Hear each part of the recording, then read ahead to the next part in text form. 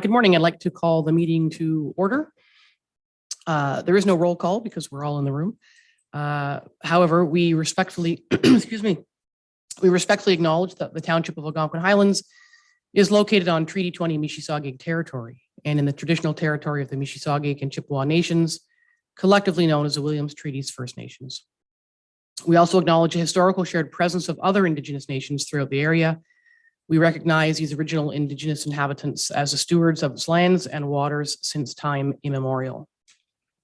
Maybe you have a resolution for the agenda. Oh, I'm sorry, I'm going to add something, just switch my page here. I'm adding an item under administration, the appointment of a working group for the Cultural Committee refresh discussion in keeping with Council's budget discussion.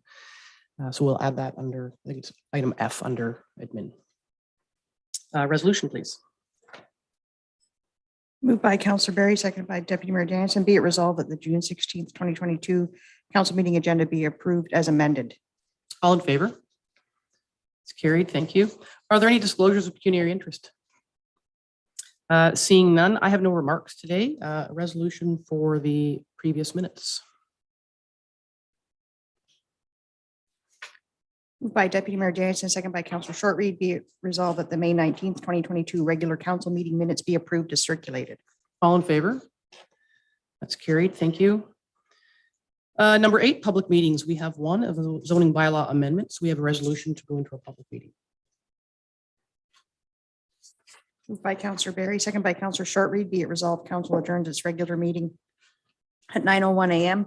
in order to proceed into a public meeting for the purpose of zoning bylaw amendment application AHZBA 322, part of lots 29 and 30, concession 5, geographic township of Livingston. All in favor? That's carried. Thank you. We'll just wait a moment to bring in Mr. O'Callaghan, and I believe the property owner, Mr. Behar, is joining us as well. Yeah.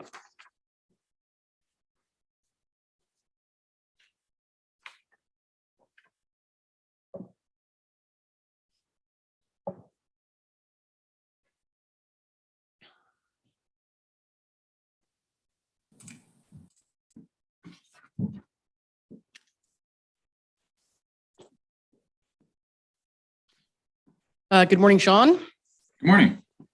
And good morning, Mr. Behar. I think you're on mute until or unless we need you to speak. I got the thumbs up. That's good.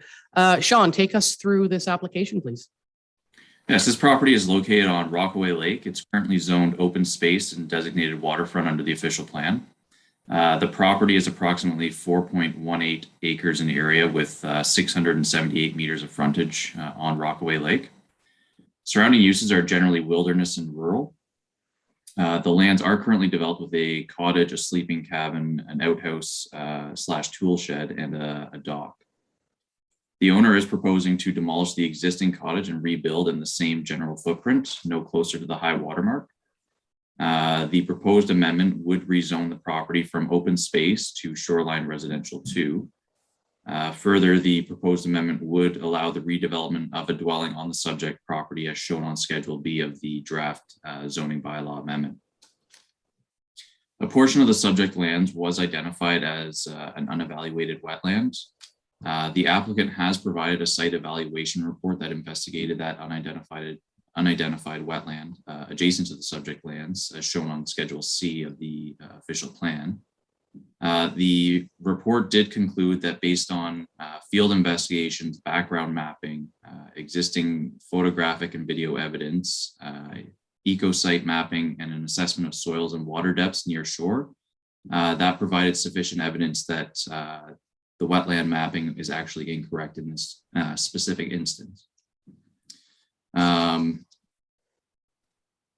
They are proposing to reconstruct the dwelling in the same general footprint, and they would be expanding further from the high water mark than the existing structure. Relocating the dwelling to a different location with an increased setback would result in significant site alteration and disturbance to the existing well-established natural vegetation on the property. The proposed location will also allow for a septic system to be constructed behind the proposed dwelling. The township recently passed our new zoning bylaw, being zoning bylaw 2022-49, which was approved by council on May 19th of 2022.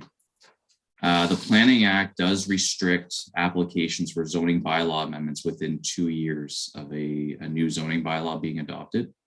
It does also, however, allow that a council can pass a resolution which would allow a zoning bylaw amendment within that 2-year restriction.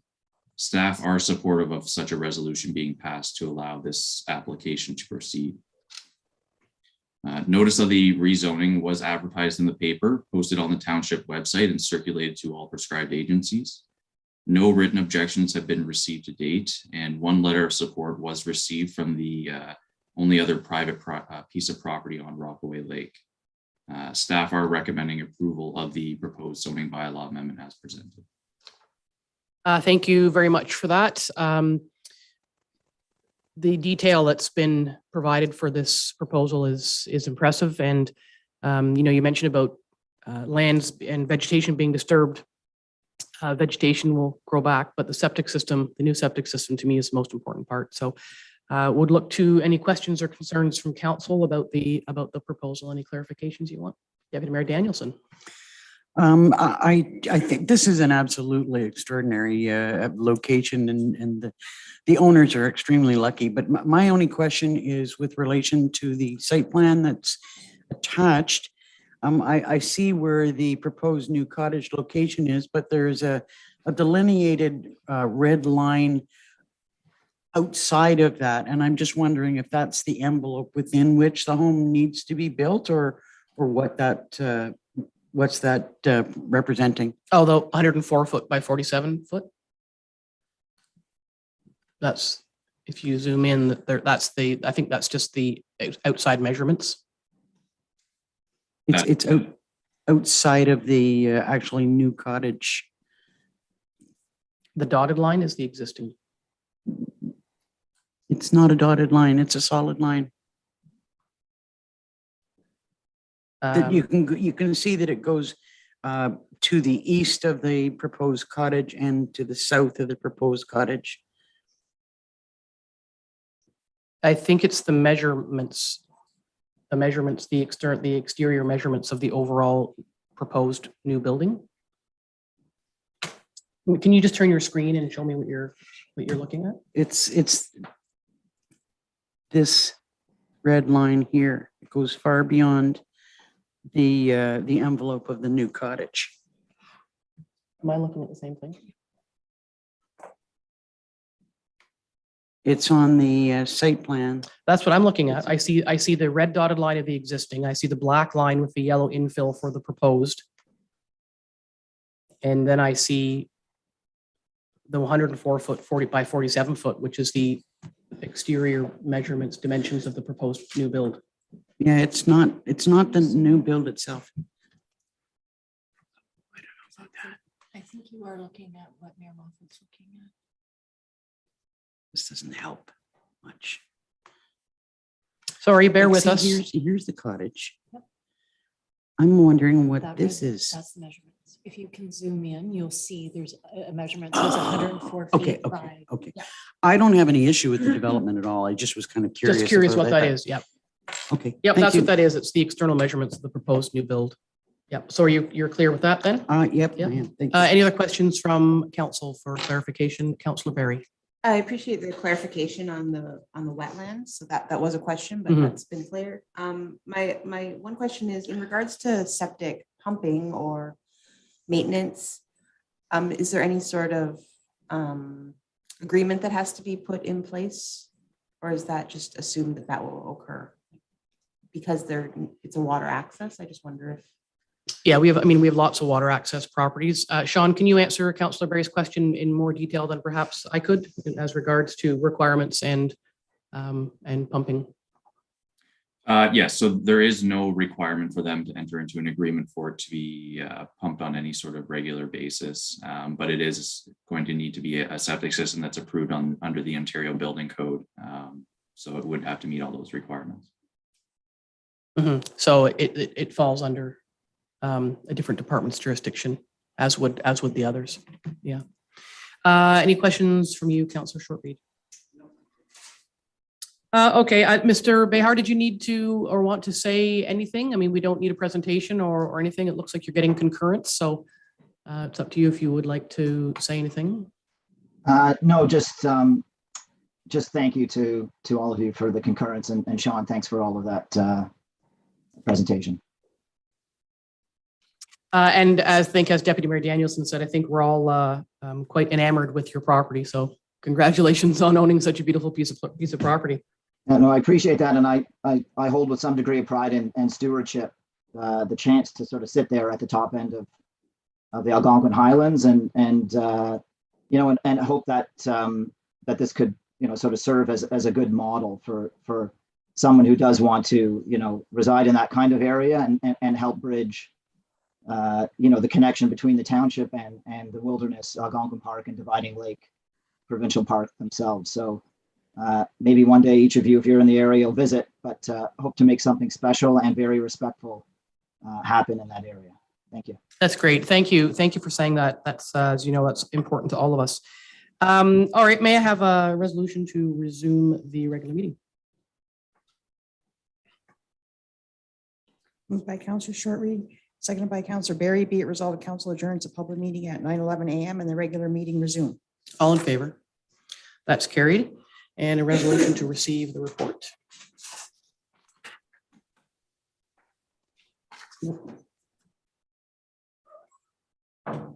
Moved by Deputy Mayor Danielson, second by Councillor Shortreed. Be it resolved that council receives report PL 7622 regarding the zoning of lands located at part of lots 29 and 30, concession 5, geographic township of Livingston, submitted by Sean O'Callaghan, dated June 16th, 2022. And the council, in accordance with section 10002 of the Planning Act, allows proposed zoning bylaw amendment AHZBA 322 to be tabled for consideration, and the council directs a bylaw be brought forward for consideration during its regular meeting. All in favor?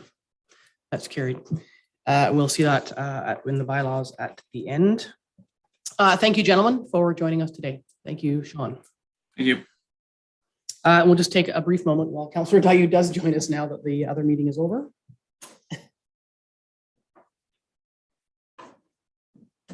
Sorry about that.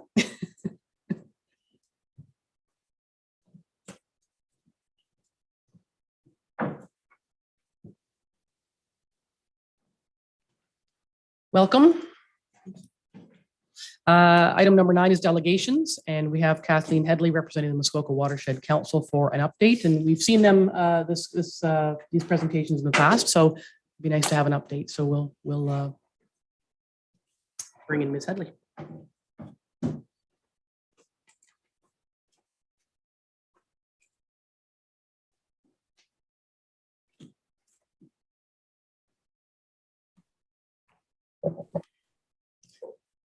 Good morning, Ms. Headley. Good morning, and how is everyone today? Great, thank you. Thank you for joining us. You've got a presentation from the Watershed Council. I do, and I think Dawn is going to share the screen with the presentation. I think somebody is.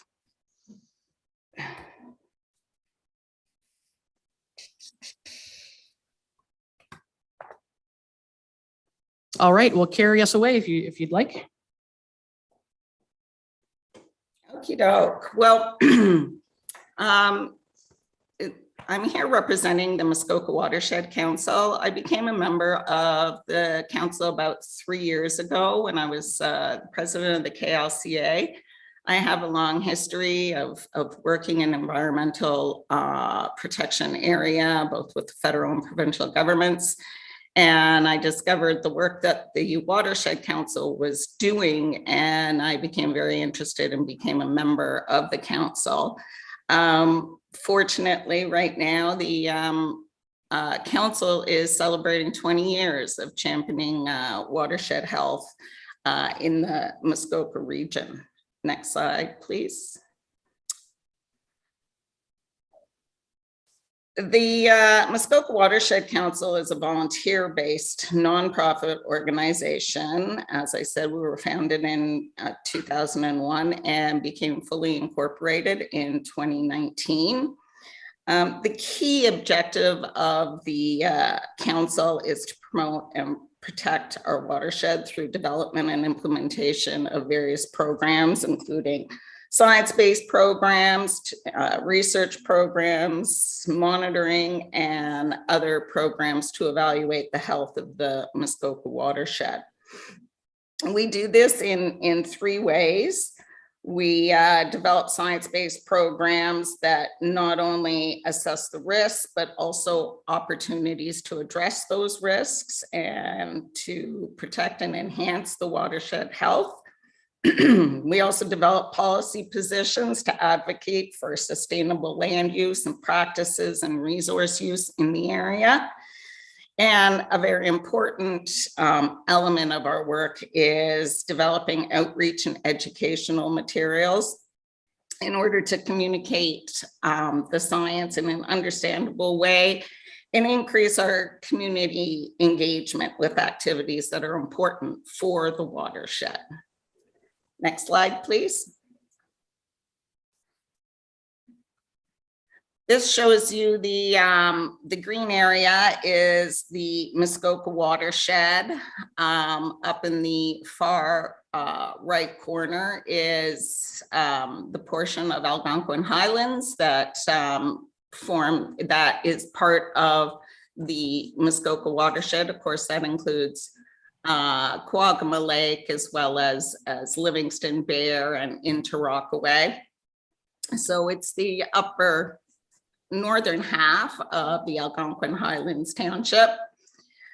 The watershed covers a huge area, and we also work with the Black and Severn watersheds that lie to the boundaries of Muskoka. Much of the information we do that we provide also has relevance for these areas, and we welcome inquiries and collaboration with both the Black and Severn watersheds. You note that watersheds are mostly land, while the watershed is, often people think of the watershed as only the water, but in reality, the watershed is the piece of land that drains towards a common waterway. And in our case, it's all draining towards Georgian Bay. Next slide, please.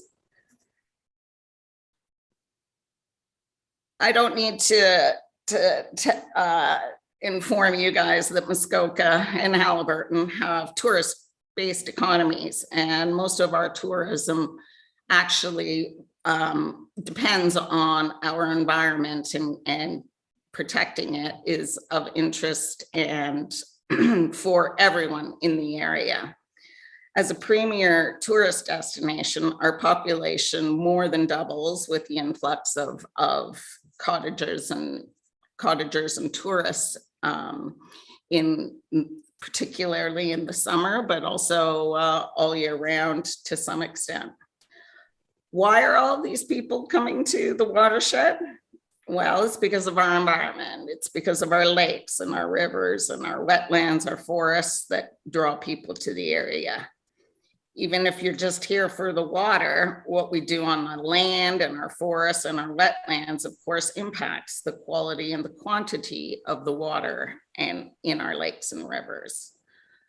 It's in all of our best interests, ecologically, but also socially and economically, to ensure the watershed is healthy and functioning. This is really the basic tenet of the work that the Muskoka watershed does. Next slide, please. The Muskoka Watershed Council is made up of representatives from various stakeholder groups, including municipalities, lake associations, education, academia, tourism, business, real estate, consultants, and other environmental organizations and community members. We typically have about 35 to 40 members that sit at the table. The council just recently adopted a new set of bylaws that formalizes the composition and function of a board of directors as the body that oversees the Muskoka Watershed Council. There are 9 directors, 7 are elected by the members, and 2 councillors appointed by the District of Muskoka. The council meets about 10 times a year, and the working group, which is really where most of the work is done, meets on a similar schedule. Larger projects are undertaken by subcommittees, and our most active subcommittees at this time are the Algae subcommittee and the Community Roundtable subcommittee. Other than that, the board meetings of the Muskoka Watershed Council are always open to the public. We always welcome any prospective new members, and public participation is welcome at all times. So I'll get into a little bit more about our current two largest undertakings, the Algae and the Community Roundtable. Next slide, please. Most of our activities are broken into programs, publications, and events. We've accomplished an incredible amount actually in the past 20 years. And as I said, I'm going to focus on a couple of our current initiatives. Next slide.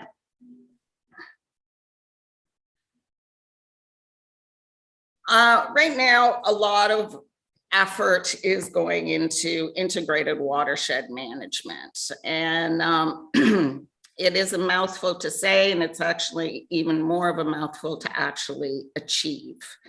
It's a major project underway, and probably the most important project that the council itself has actually tackled. We've been seriously discovering integrated watershed management since 2018, and the theme of our 2019 stewardship conference was also this focused on integrated watershed management. Magically, that happened to coincide with one of the severe floodings that the area has experienced in the last 10 years. Of course, we had severe flooding in 2013 and 2019. The Muskoka Watershed Council published a white paper in 2020 entitled "The Case for Integrated Watershed Management in Muskoka." While the growing concern about the quality of the environment prompted the province to establish this Muskoka Watershed Advisory Group charged to canvass the community on perspectives and provide recommendations forward. The province provided about $5 million to the Ministry of Environment, Conservation and Parks, as well as the District of Muskoka, to fund 12 research projects that hopefully will provide the baseline data necessary for us to move forward with an integrated approach to watershed management for the Muskoka region. The Muskoka Watershed Council was asked to take on one of these 12 projects, the formation of the Community Roundtable, which of course is going to be an absolutely vital portion of the Integrated Watershed Management Initiative, and really deals with all aspects, the environment, the economy, and society, integrates all of those as in the center as we try to bring people together and really become advocates on a communication perspective. Next slide, please. While the Community Roundtable will play a role in gathering community perspectives, raising awareness, and synthesizing the results of the other 11 projects underway, we see the Roundtable really as an opportunity to build a continuing forum that will drive the idea of integrated watershed management into a real implementation phase. Integrated watershed management will not arrive here without some real encouragement from the community, and the Muskoka Watershed Council will work to help provide the stimulus for that action. The community roundtable is still being formed but is already operating with monthly virtual meetings. We are educating ourselves about integrated watershed management and what it really means in order to educate the wider community, while also bringing community perspectives to the table. While we don't really have a major ask in this presentation, we do invite, of course, Algonquin Highlands to connect and participate with the community roundtable. I believe Councillor Barry is already involved in the Muskoka Watershed Council. But if we aren't participating in the community roundtable, we do encourage municipal participation, because in order to be comprehensive, community roundtable really needs to capture the municipal's perspectives as well. Next slide, please. As I alluded to earlier, the other major initiative that the Muskoka Watershed Council has right now is our algae monitoring program. This program grew out of concern in Muskoka that algal blooms might be becoming more frequent here. There's several reasons why that might be the case. One of which is because environmental changes due to climate change. And we highlighted this possibility in our 2016 report, Planning for Climate Change in Muskoka. But despite the widespread monitoring of water quality across Muskoka over many years, and mainly by citizen scientists volunteering for lake associations, but also with the municipalities in the province, in fact, we have very little monitoring data of actual algal populations. So while there was reported more algae outgrowth, the question is really, is there really more algae outgrowth, or is it more that people are becoming more aware of algae and becoming more aware of the environment in which they live? So the concerns that the algal blooms might be getting more frequent isn't really based on a long-term time series of data. And so really this watershed or the Muskoka Watershed Algae Monitoring Program is really set up to actually give us data on whether or not these algal blooms are becoming more frequent, or is it just that we have more people using the lakes and more people actually reporting what they see? So next slide, please. The goal of the monitoring program is to develop a methodology for monitoring algal abundances that can be taken up by interested lake associations and added to the water quality monitoring program they're already doing. So beginning in 2019, and with the support of 5 lake associations, we ran a 2-year pilot study to develop and refine suitable techniques that citizen scientists could apply. So COVID interrupted, sadly, our 2020 monitoring, but 2 years were completed in 2021. We now have the methods for reliable monitoring of algal populations that can be conducted by citizen scientists.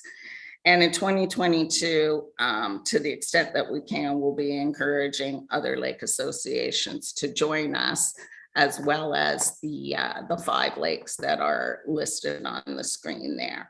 So basically, we've done our homework, we have the methods, and now we're just looking for more lake associations to join us in monitoring the algal blooms. Next slide. So although I've talked about 2 of our major projects, the Muskoka Watershed Council is far more active than that. You're probably aware of 2 of our other long-term projects, the Love the Lake and the Natural Edge programs. They'll both be active again in 2022 because they really, again, fit in with the concept of integrated watershed management, understanding that the quality of the water is impacted by all sorts of, all aspects of the watershed. The Love Your Lake is a shoreline assessment and stewardship program for which the Muskoka Watershed Council is the local delivery agent in partnership with local lake associations and the District of Muskoka. While the Natural Edge is a Watersheds Canada program for which the Muskoka Watershed Council is also the local delivery agent. This program works with the interested waterfront property owners to naturalize their shorelines. The program is actually open to any waterfront property owner in Muskoka and is limited only by time and resources. So anybody can apply for funding to naturalize their shoreline. The Muskoka Watershed Council has issued 5 detailed watershed report cards. This is another very popular item work that the Muskoka Watershed Council does. We've issued 5 report cards since 2004. Preparation and release of the report card is a major activity in the year prior to its release, and our next report card will be released in 2023. So that means that right now we're already making decisions on the content, the focus, and the primary messages for that Muskoka Watershed report card. It's now housed permanently on an interactive story map-based site. So all of the past report cards can now be seen through this map-based site, and it contains a wealth of information about the state of our environment. And we know that it's widely recognized in the community as probably the primary product of the Muskoka Watershed Council. Next slide, please. Providing accurate, up-to-date environmental information to our community and our municipal governments is another major focus of the Muskoka Watershed Council. With the growth in our community and, as you know, the rapid turnover of recreational properties, the need for informed advice has never been greater than it is now. The Muskoka Watershed Council does this with each of its all of the major projects that I've just discussed. And we supplement that with efforts to seek out ways to reach various sectors in our community. We do that through presentations to lake associations and other community groups, through participation in events such as the Muskoka Earth Festival on the 28th of that we just participated on the 28th of May. We do public lectures on environmental topics. We do programs for schools and produce information materials such as our very successful Living in Cottage Country handbook that you see on the screen. We also have a blog, we have social media feeds, newsletters, and frequent articles in the local media for the Watershed Council seeks to reach people where they live and try to keep them informed about the environmental issues that we are all facing. Next slide, please. It's a really exciting time for the Watershed Council. As I said, we've undergone a substantial revisioning exercise that changed the composition of the board. We're now moving forward with a strategic plan to ensure that all of our activities are aligned with a strategic goal, and we're working on that together with all of our partners. it really is an exciting time for the council, and I hope that we can continue to count on the support of the Algonquin Highlands Council as we move forward to help protect the health of the Muskoka Watershed. And that's it. Thank you very much for that really detailed presentation. And yeah, the work is pretty amazing over there. And we've talked a lot about some work we're doing here at the county. And I've said a couple of times that the Muskoka Watershed Council is the model after which I'd love to see the county develop, like an Upper Trent Watershed Advisory Council, because there's in Haliburton, as there has been over the years in Muskoka, the Watershed Council in Muskoka is miles ahead in this regard in terms of being organized, and the community roundtable and all the partners. We have similar people in Haliburton County doing equally as good work, but sort of separately. And it would be great to ultimately see all those groups get together and just be one body. So I've left that at the county table with fingers crossed that can be carried forward in the future for Haliburton County. And we've been involved, for a number of years, and look forward to continuing to do that. So I don't know if anybody has any questions for Kathleen and the Watershed Council today. Okay, well, we'll continue to be involved in the Watershed Council as things move forward. Will there be any? Oh, I know I had a question. The Love Your Lakes program that I think a lot of communities have done. So the Love Your Lakes program was undertaken here by the CHA, the Coalition of Haliburton Lake Associations. And was Kewagama, do we know if Kewagama was done? Yes, or it Oxton? is. It Yeah, is, so that data was shared with you guys? Yes. Oh, okay, good. And Kewagama is part of the Love Your Lakes process as well. Yeah, so as long, I think, what I was looking for is that the data has been shared, so that's terrific. Yeah. In fact, we had a meeting a few weeks ago that it was presented. Yep. Oh, great. Good news. Any questions of Kathleen on the work of the Watershed Council? Okay, thank you for your time today. It's been great to hear the update, and we'll have a resolution. Moved by Councillor Shortreed, second by Councillor Barry. Be it resolved that council receives a presentation from Kathleen Headley regarding an update on the Muskoka Watershed Council for information. All in favor? That's carried. Thank you. Thank you. Bye. Thanks. Next up is the Carl Pahapel, who is the auditor for the township. And I'm just sorry, my apologies. There's something chattering on my phone that I just need to turn off. There we go. So we'll bring in Mr. Pahapel from Pahapel and Associates for our audit findings. And the treasurer. Yes, Jeannie's coming in as well. Of course, it's her bailiwick.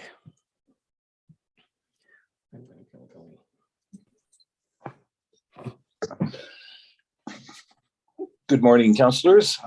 Thank you very much for giving me the opportunity to present to you in summary form your annual audited financial statements. So I'd ask you to turn to page 1 of the package, which is the Independent Auditors Report.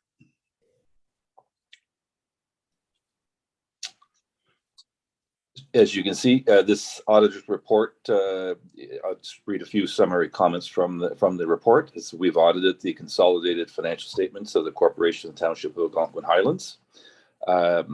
In our opinion, the accompanying consolidated financial statements present fairly in all material respects the financial position of the Corporation of Algonquin Highlands as of December 31st, 2021.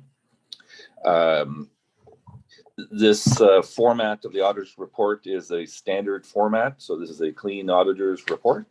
As I say, 25 years ago, we managed to do this report in 3 paragraphs. It now goes on providing additional detail, management's responsibility for financial statements, responsibility of those charged with governance for financial statements, and then some details as to the type of work that we actually do during the audit.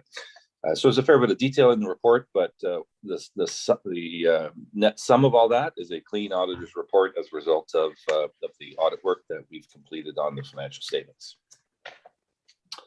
I'll ask you to next turn to page 3, which is the consolidated statement of financial position.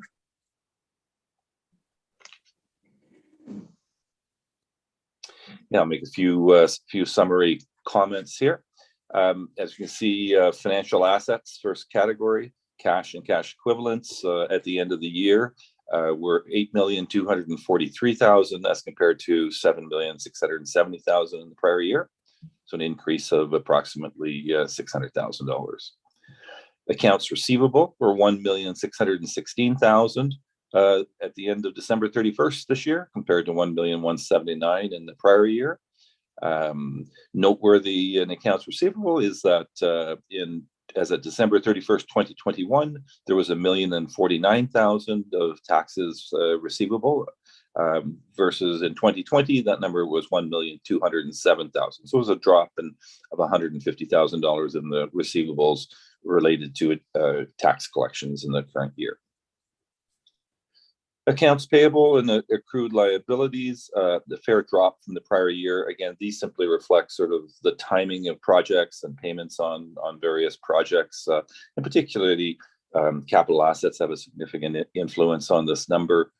In the current year, probably most noteworthy was that there was an amount owing for the SCBA equipment purchase of approximately $230,000 at the end of the year. The next item is deferred revenue. So I'll ask you to turn to note 4, which will provide detail on deferred revenue. And that you can find on page 10 of the package.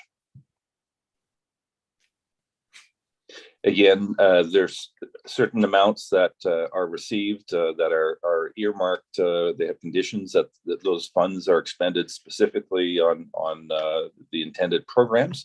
And so when these amounts are received, they need to be deferred in terms of revenue recognition until those amounts have been expended. So as you can see, the various sources or the various categories of these deferrals are parkland revenues of $64,143, federal gas tax, unspent gas tax of $300,274, OCIF funding of $56,794. And there's another category, main item in there was a Stanhope Library access grant of $52,000. The next item, which I can happily say is a nil item on the statement of financial position, is municipal debt. So there is no outstanding municipal debt as at December 31st, 2021. The next item is the landfill closure and post-closure liability. There's details in note 7 on page 11 of the package.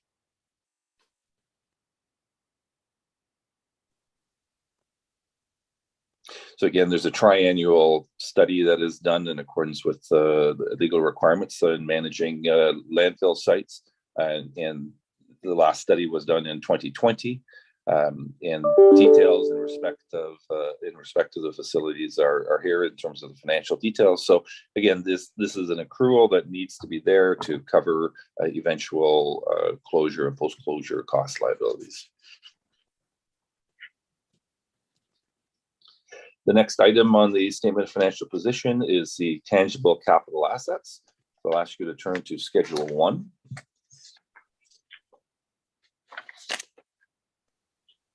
Which is page 17 of the package.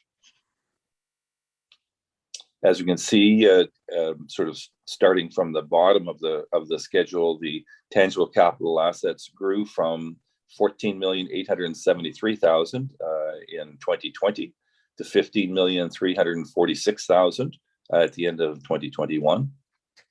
And reading sort of in that column, as you can see, their additions were $2.1 million and $247 in the current year versus amortization down below of $1,627,000. And again, the fact that the investment in additions as opposed to the amount of amortization, that the investment in additions is greater than the amount of amortization reflects the net investment in maintaining and updating of various equipments and roads and capital assets of the township.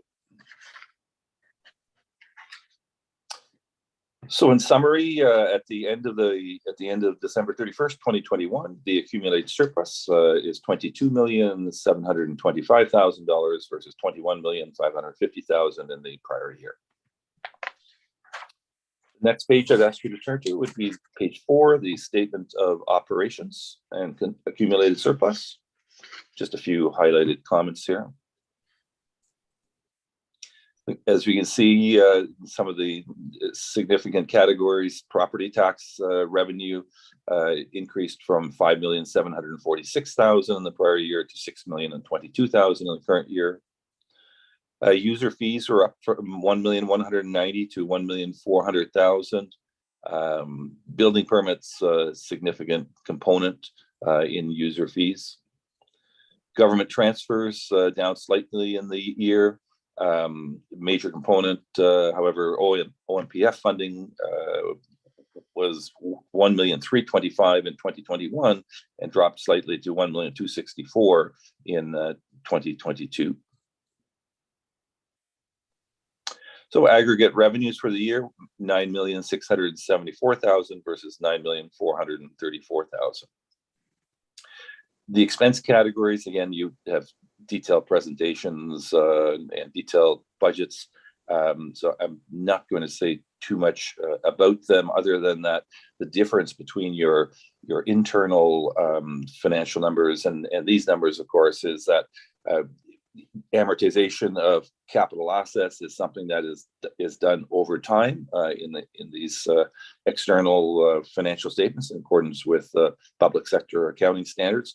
Whereas obviously in internal budgeting purposes, capital assets are viewed as an expenditure in the year that they are acquired. So each of the expense categories includes amortization of the various capital assets that relate to that particular cost center, if you will.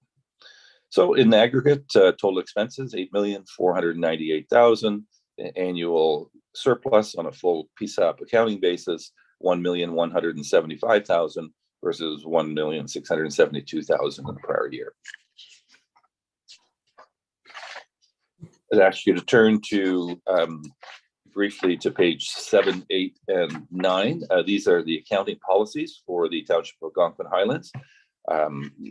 These are the basis of the underlying assumptions of how your financial statements are prepared, how the numbers are calculated. We review these accounting policies on an annual basis to ensure that they continue to be the most appropriate accounting policies for your organization.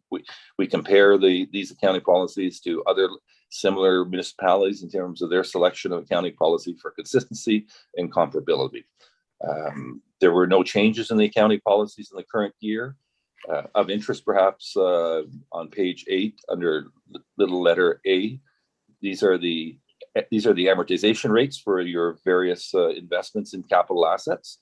As you can see, the varying rates from 15 years to land improvements, buildings 40 years, depending on the type of machinery, equipment, a range of 5 to 20 years, roads 15 to 40 years, bridges 15 to 40 years.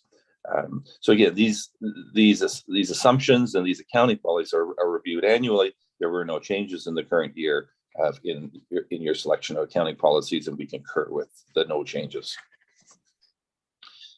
On page 9, note number 2, detailed information in respect of amounts that were collected on behalf of school boards.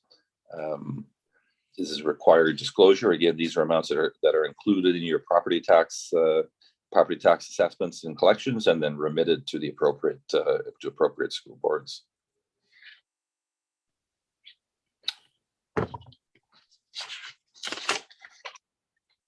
On page 11, there is a credit facility available, but again, there was no amounts owing at the end of December 31st, 2021. On page 12, there is detailed in respect of contractual commitments that the township has entered into.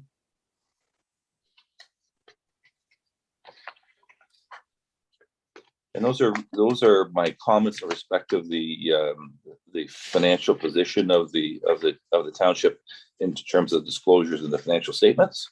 I certainly would like to add that the audit did go very well. We appreciate the help and the quality of help that Jean provided in respect of the audit. It did go very smoothly. My team, same team as last year, Rebecca, say that we received the information on a timely basis. It was very accurate, so we were very pleased and thank Jean and her team for that. Overall, from a financial position, I'd like to say, I think from my perspective, the Township of Algonquin Highlands continues to be financially well managed. You're in a healthy financial position for a small municipality. Well managed investments, well managed cash position, strong cash position relative to your reserve accounts. All of these sort of reflect what I would consider a healthy financial position for the Township of Algonquin Highlands. And that would be my comments. If there are any questions. Thank you very much for that. And it's nice to hear your kind words at the end. I think we pride ourselves in a really strong council and staff working relationship and have strong treasury staff. So thank you to Jeannie for being at the helm of that. And one of my questions was going to be that under the policy section and the comparators, COVID has really thrown a wrench into a lot of operations. So just being, I could say curious, but it's really rather nosy instead, is how do we stack up in comparison to other communities having, ridden the roller coaster of COVID and managing various finances and projects and delays? I think my view is that you've done exceptionally well. There was obviously significant challenges in I think one probably a non-financial challenge that we saw that we are seeing is the difficulty of continuing to maintain quality staff in municipalities. And I think from our perspective, certainly in the area that we have expertise in the financial administration, you've done an excellent job there. It's been an extraordinary year in terms of loss of quality financial and administrative staff in our various municipal clients, and as a result of some of the municipalities, the audits have been delayed this year. They just don't have the internal people to get the work done. So I'm not going to mention any names where those situations are, but that is something we have seen across our municipal practice this year. And I say, so I think you've done an excellent job of continuing to attract quality talent and retain quality talent such that you're able to do the types of things in financial administration that you're required to do. That's those are very, very glowing words. So yeah, the nods around the table. So thank you very much for that. Appreciate that perspective. Are there any questions of Mr. Pahapel from Council? Deputy Mayor Danielson. Not a question, but just in line with what Mayor Moffat has just said. Mr. Pahapel, at one point in time, a couple of years ago, you said you wish that some other small municipalities were run with at the same level of expertise that ours is, and that is so much appreciated. And it's really, really good to see that our team is continuing with the degree of financial management that they are, and just it's just our thanks to you all. Sorry, go ahead, sir. No, I say thank you. I think it's the culture that you have at Algonquin Highlands clearly promotes that type of attraction of talent and retention of talent, and say definitely one of our best run municipalities. I really have to say that. Well, we like to hear that. Thank you. And it's funny, the other note I wrote down is no debt is good. From I think for a public perspective, but when you're looking for grants, sometimes no debt is not so good. So we've wrestled that monster on and off for years. But if there are no further questions, I would thank you for your time and again your kind words. And I don't know, Jeannie, if you had anything that you wanted to add in on behalf of your team. Just a thank you to the auditors for their assistance and understanding and patience with us as well. We very much appreciate it. That's great. Thank you very much. If there's nothing else, then we'll have a resolution. Moved by Councillor Barry, second by Deputy Mayor Danielson. Be it resolved, Council hereby acknowledges a presentation made by Carl Pahapel of Pahapel and Associates regarding 2021 draft financial statements, and Council accepts the 2021 consolidated financial statements as presented, and further council acknowledge receipt of the audit findings, engagement, and representation letters for 2021 and authorizes the mayor and treasurer to sign the said letters. All in favor? That's carried. Thank you. Thank you again, Mr. Pahapel, and thanks, Jeannie, to you and your staff as well.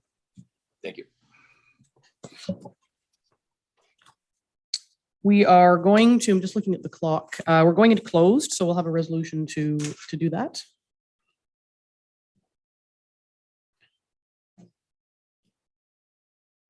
Moved by Deputy Mayor Dennison, second by Councillor Shortreed. Be it resolved, council adjourns its open session at 9:55 a.m. in order to proceed into closed session for the purpose of discussing the following matters in accordance with section 239(2) of the Municipal Act 2001 SO 2001 as amended.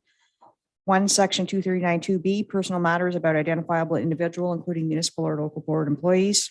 2, section 239(2)B and F, personal matters about identifiable individual and advice subject to solicitor-client privilege. 3, section 239(2)K, position plan procedure, criteria, or instruction to be applied to any negotiations carried on or to be carried on by or on behalf of the municipality or local board, agreement negotiations. Section 239(2)D, labor relations or employee negotiations, changes to workload and roles of employees. All in favor? That's carried. Thank you. We will just wait a few minutes to get organized. Do we have the fire chief? Because clearly there was a fire call.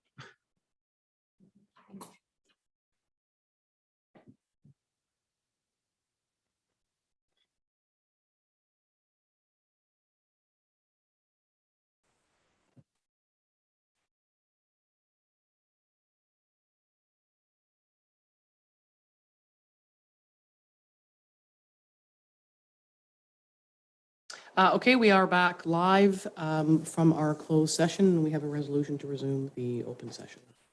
Moved by Deputy Mayor Dennison, seconded by Councillor Berry. Be it resolved that council adjourns its closed session at 12:15 p.m. and open session resume. All in favor? That's carried. And we will now take a break for lunch. So we'll be back here shortly.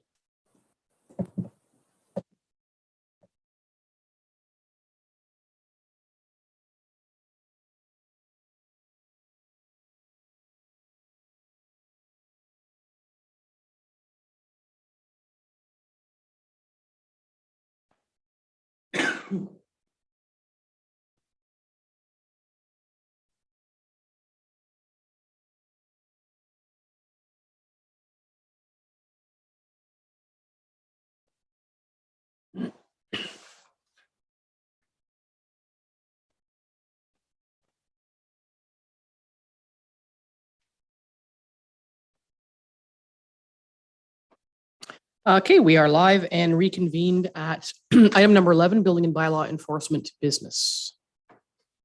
So we'll bring in Mr. Moore.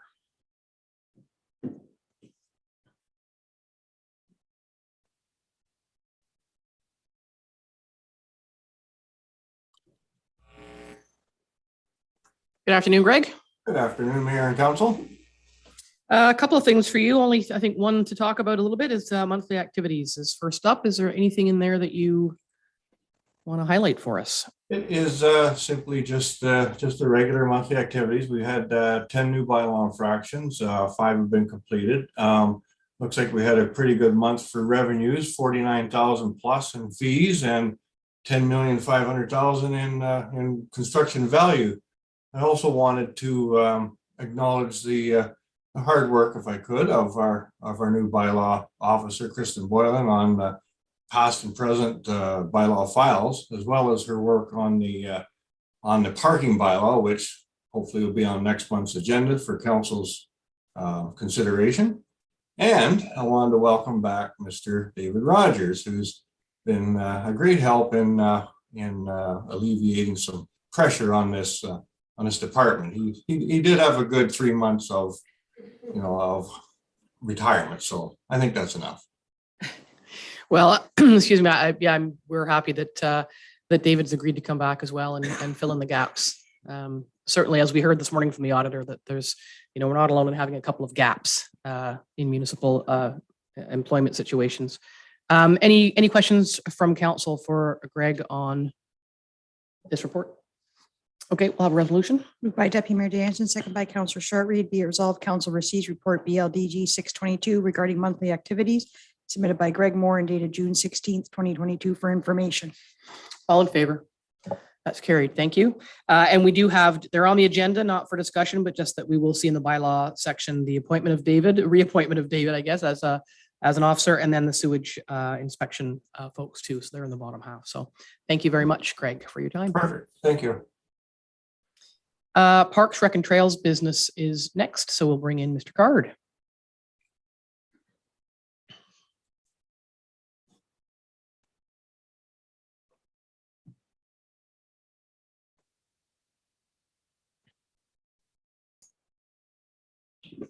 Hello, Chris.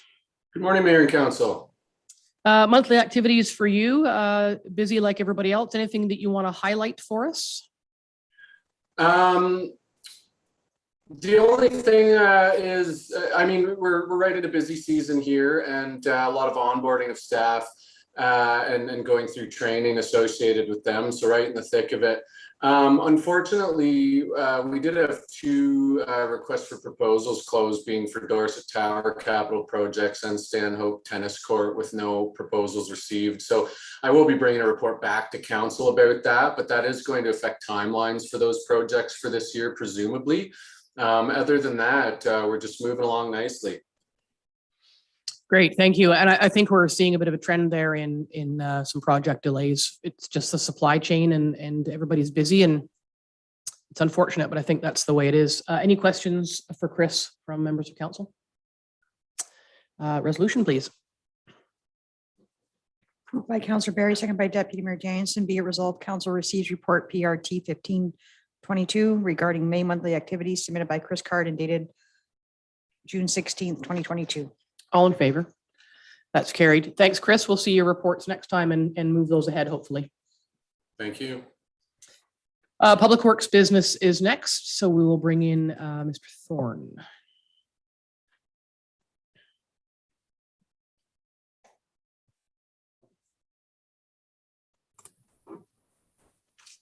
Hi, Adam. Hello, Mayor and Council. Monthly activity report for the Public Works Department. Like everybody else, it's busy. Anything you want to highlight for us today? Yes, the only thing I really wanted to highlight was under waste. I just wanted to kind of circle back on the conversation we had during the last meeting regarding traffic and increased traffic at the landfill site at Maple. Just that we have implemented more traffic control there. In the past couple of weeks, we've really spent some more time in there trying to lay out better lines and lay out more traffic control that allow more people to get into the waste and recycling area. Just a little bit clearer definition of which lanes to be in and what items go where. We implemented that more last week, and over the weekend, it seemed to go really well. We reached out to the attendants that were there, and not a lot of complaints by users. You'll still always get those people that want to complain, but we take that into consideration. But yeah, it seemed like it was a really good weekend for the amount of traffic that was in there. Yeah, that's good. And thank you for that update. I did speak recently at two Lake Association meetings and raised the issue and assured folks that we don't take the delays lightly and that they're temporary, and explained the reasons behind them. And most importantly, I think people were pleased that the township would remain attentive to any tweaking that could happen. And you've just explained that that's continuing. So I think that's the important thing for people, is that we've heard that they have challenges and concerns, and we're listening to them and trying to make changes to accommodate their needs. And I don't think we can ask for much more than that. So thank you for that. Any questions on Adam's report from members of council? Resolution, please. Moved by Councillor Barry, second by Councillor Shortreed. Be it resolved, council receives report PW 2022 submitted by Adam Thorne and dated June 16th, 2022 for information. All in favor? That's carried. Thank you. Next up is a piece of correspondence from some folks on North Shore Road for a request to reduce the speed limit. And I'm sorry, I should have asked ahead. I don't know, Adam, are you speaking to this, or are we just having a council conversation? What's your plan on that? Well, I guess if council would like to have their conversation and I can answer potentially any questions that could come up or how Okay, yeah, we can move forward. we can do it that way. So council has seen and included in the agenda a request for a speed reduction. The speed is currently 50 kilometers an hour. We did reduce the speed from, I don't know what, don't recall, to 50. I was on council, but I don't know, might have been council, not mayor council. When was that? I don't know exactly. I don't know exactly. Do you remember? And so looking for thoughts from council, certainly appreciate that there are challenges and, you know, the road is extremely popular.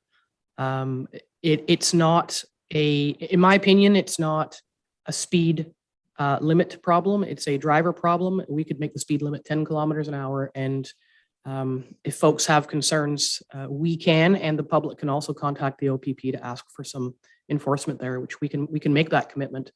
I always feel the road gets used, as is in the letter, by bicyclists and walkers and runners, but it is a road. It's a road. It's not a forest path. So there's always a risk for conflict amongst users. But thoughts from council, Deputy Mayor Danielson. I'm wondering if is there not some kind of threshold when we get a request for this, that a percentage of the people on the road need to be part of a request to do something like that, as opposed to, because we're not going to change speed limits every time we get a letter from an individual. Go ahead. This letter, from what I'm understanding, they're requesting a community safety zone, which triggers, if that's approved, triggers the 40 kilometers an hour. There is a process for designating a community safety zone. And if council is interested in something like that, that's where I would recommend that Adam take that away and bring that back. But are you aware of there being any threshold or numbers that we? I'm personally not, no. Okay. I don't know the process, the detailed process. Adam, excuse me, do you know that? I know that in our road assumption bylaw, there has to be a percentage of people who approve the request. And I think that's what you're talking about, that kind of thing. Adam, are you aware of any requirement for a percentage of users or property owners on a road to be designated to have to be in support? I'm sorry, no, I'm not aware of that. If we have anything in place regarding that.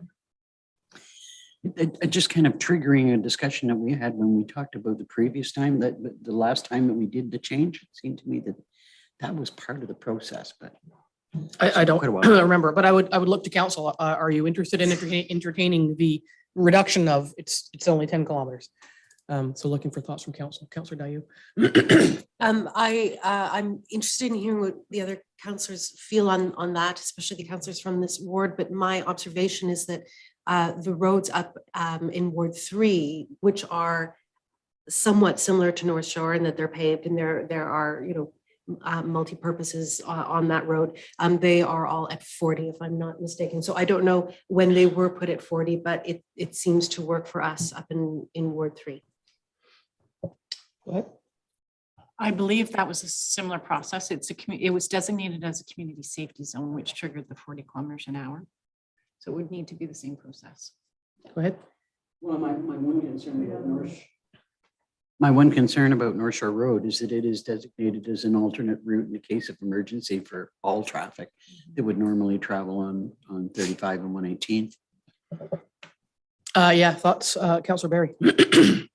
I concur that I'm pretty sure we were on council when we reduced the speed down to 50. And I agree that some of this is the driver, not the speed limit. I think that by even lowering it to 40, people are still going to drive 60, 70 kilometers on it. So it's an enforcement issue, not a speed limit issue. Councillor Shortreed.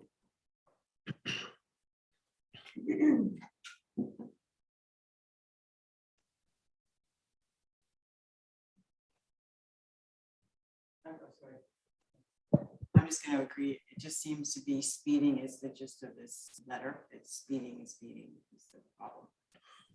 Oh, we can commit to contacting the OPP. But they don't. And we need to remember though that the OPP is not. They're not sort of sitting there waiting for a Ghostbusters call, and we'll go and sit there. That they can fit that in as they as they see fit. And I think it's something that has increased over many years is it's also the route to the fire hall. And that it doesn't allow firefighters to break the speed limit, but you know, it is a route to the fire hall. But there are, on any roads, certainly on the road that I live on, there are people jogging with earbuds, and there are people walking 4 and 5 abreast with dogs on an extended leash, and there are cyclists riding their bikes side by side. So it's not just cars, it is about sharing the road and sharing the road responsibly and by paying attention. So you know, we could maybe do some social media work on reminding folks that they have to be attentive to where they are, and talk to the OPP about a little more enforcement if they can do some drive-bys. So it's up to council if they want Adam to come back with more information about what it takes to designate a community safety zone. It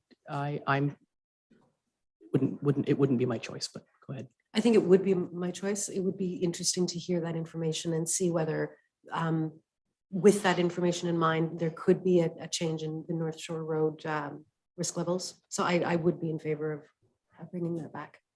Thoughts from other members of council on which direction you'd like to go?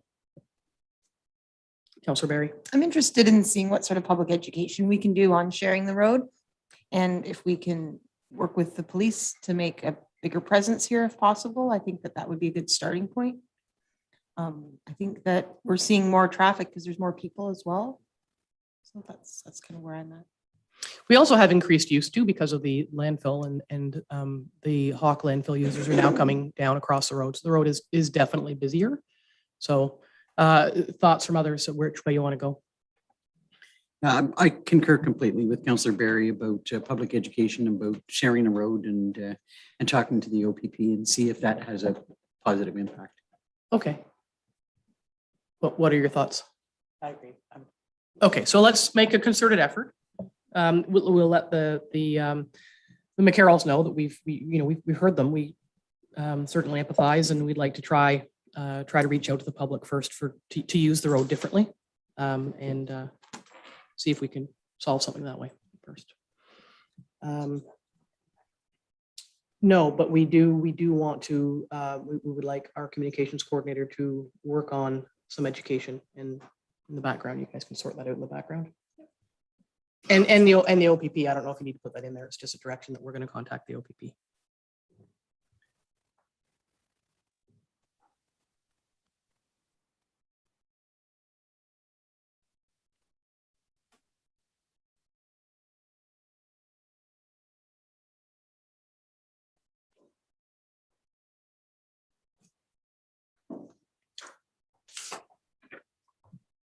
If I may add something. Yes, go ahead, please.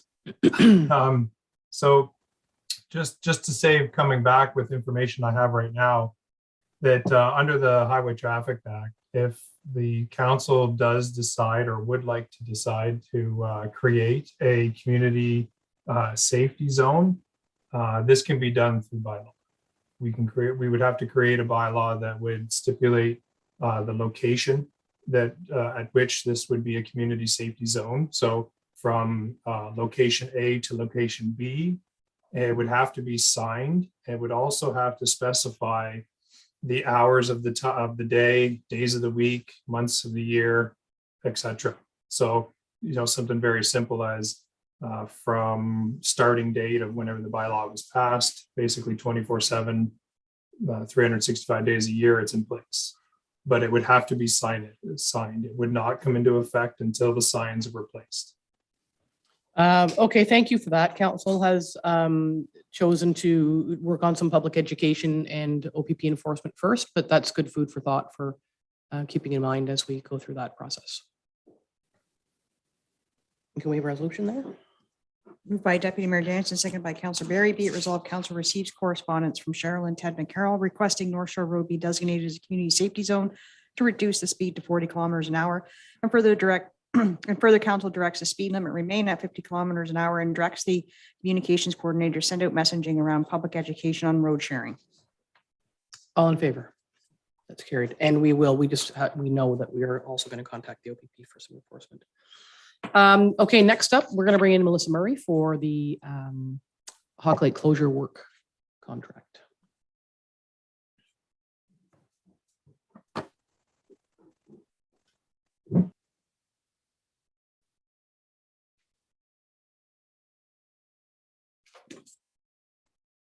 Hello, Melissa. Good afternoon, Mayor and Council. You are bringing us first the Hawk Lake landfill closure work, the award of contract. So take us through that, please. Yes, so we put out an RFP that closed on sorry, I just lost the date here, on June 26th and evaluated that. So the evaluation process and has led us to recommend awarding the contract to Everett Enterprises at a value of $120,000 plus taxes. As we've seen often, I think Deputy Mayor Danielson would probably say the same thing is, wow, what a difference amongst the various prices that we're funny world out there anymore. Go ahead. Well, I'm glad you raised that point because that was my exact question. I just wanted to hear from both of you that you have absolutely no concerns about the variation in price and that Everett's are more than qualified to do the work. And you know, when there's that big a spread, it just worries me a little bit. If I don't know who wants to speak to that. Adam, go ahead, please. Yeah, so when we did the assessment of all the bidders, we have worked with most of them. The ones that we didn't work with, we did check their information that they provided as to their experience with landfill operations, closures, work at the landfill, and also other earthworks that they have performed. But for Everett itself, we have worked with them in the past and had good rapport with them. They have been around for quite some time on some pretty large projects, not only for us, but others as well. So we're more than confident that they'll be able to perform the task. One thing to remember here with a project like this is there's very many variables that come in that, you know, this could be them throwing a pile of equipment at it and getting it done in less time than someone that only puts 2 pieces of equipment at it. So, you know, this project for them might be maybe 3 weeks, whereas somebody else might have been, you know, 7 weeks. It just depends on the type of material or the work that they have planned elsewhere. So we're more than confident that Everett's can handle the project. Great, thank you for that. Councillor Dayu, you had your hand up? I did, but I think I basically received my answer. Oh. It sounds like we don't have any substantive information on what makes that difference, that we can speculate, but we don't have, oh yeah, they're bringing in X grade instead of Y grade, that sort of thing. So I think that probably would have been included in the tenders that staff review at the bid opening. yeah, so it could be a question of profit margin, which is astounding. It's just astounding. Yeah, it could be. It could be. Yeah. Any other questions on this award resolution, please? Moved by Councillor Short-Reed, second by Deputy Mayor Danielson. Be it resolved, Council receives report PW 2122 regarding Hawk Lake landfill closure RFP results submitted by Melissa Murray and dated June 16th, 2022. And Council concurs with the recommendation in said report and awards the contract to W. Everett's Enterprises at a cost of $120,000 plus applicable tax. And the Council hereby directs that a bylaw be tabled to authorize the mayor and clerk to execute an agreement for the service. All in favor? That's carried. Thank you. Next up is our series of the annual monitoring reports, and we'll start with the Maple Lake site. Melissa, it looks like we're pretty good news all around in all of them, but if you want to add, offer us any highlights about that. Sure. No, thank you, Mayor and Council. Yes, it is a bit of a repetitive process. All of our sites are in compliance at this time and operating quite satisfactorily.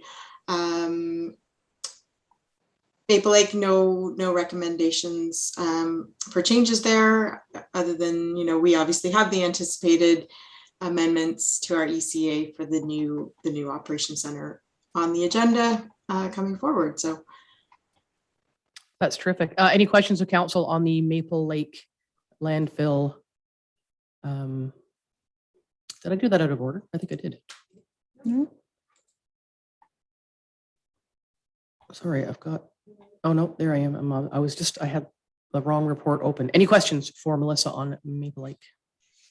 Okay, resolution, please. Moved by Councillor Berry, second by Councillor Short-Reed. Be it resolved, Council receives report PW 2222 regarding the 2021 Annual Monitoring Report, Maple Lake Waste Disposal Site, submitted by Melissa Murray, dated June 16th, 2022, for information, and that council authorized Cambium Inc. to submit the 2021 Annual Monitoring Report, Maple Lake Waste Disposal Site, to the MECP on behalf of the Township of Algonquin Highlands.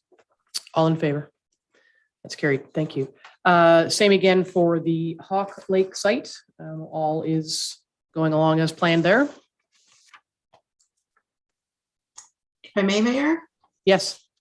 So yeah, a minor well repair that's needed, and that's just sort of a regularly occurring thing where the well lining starts to heave up and it just gets trimmed off, and that allows it to be locked. So nothing serious about that, and it's already scheduled for completion. So that's all fine, good. And again, with the site, obviously changes scheduled. So the ECA has already been amended to require all closure activities completed by March 31st of 2023.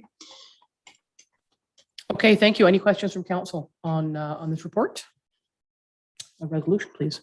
Moved by Deputy Mayor Danielson, second by Council Short Read, be it resolved, council receives report PW 2322 regarding the 2021 Annual Monitoring Report, Hawk Lake Waste Disposal Site, submitted by Melissa Murray, dated June 16th, 2022, for information, and council authorized Cambium Inc. to submit the 2021 Annual Monitoring Report, Hawk Lake Waste Disposal Site, to the MECP on behalf of the Township of Algonquin Highlands. All in favor? That's carried. Thank you. And Pine Springs. If I may? Yep, go ahead. So Pine Springs, again, all in good condition. There has been some correspondence with the ministry, and they've requested some additional sampling sites, not necessarily because of anything concerning in our results, but some areas where they just like to see some additional monitoring occur. So those additional drive points will be installed this year, and those will be added to our monitoring program there.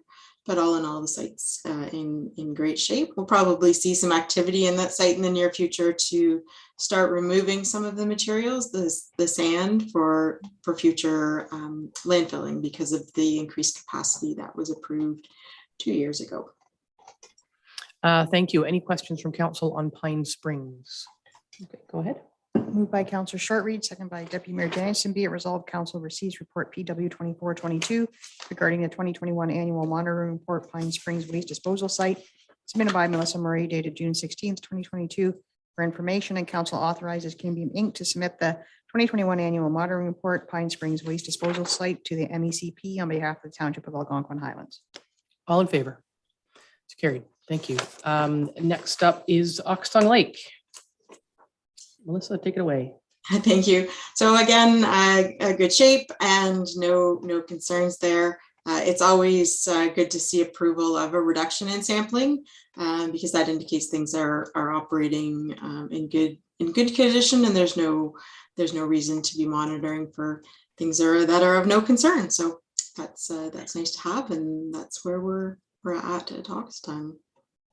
Any questions from council on the state of the union for the Oxton landfill? Okay, resolution, please.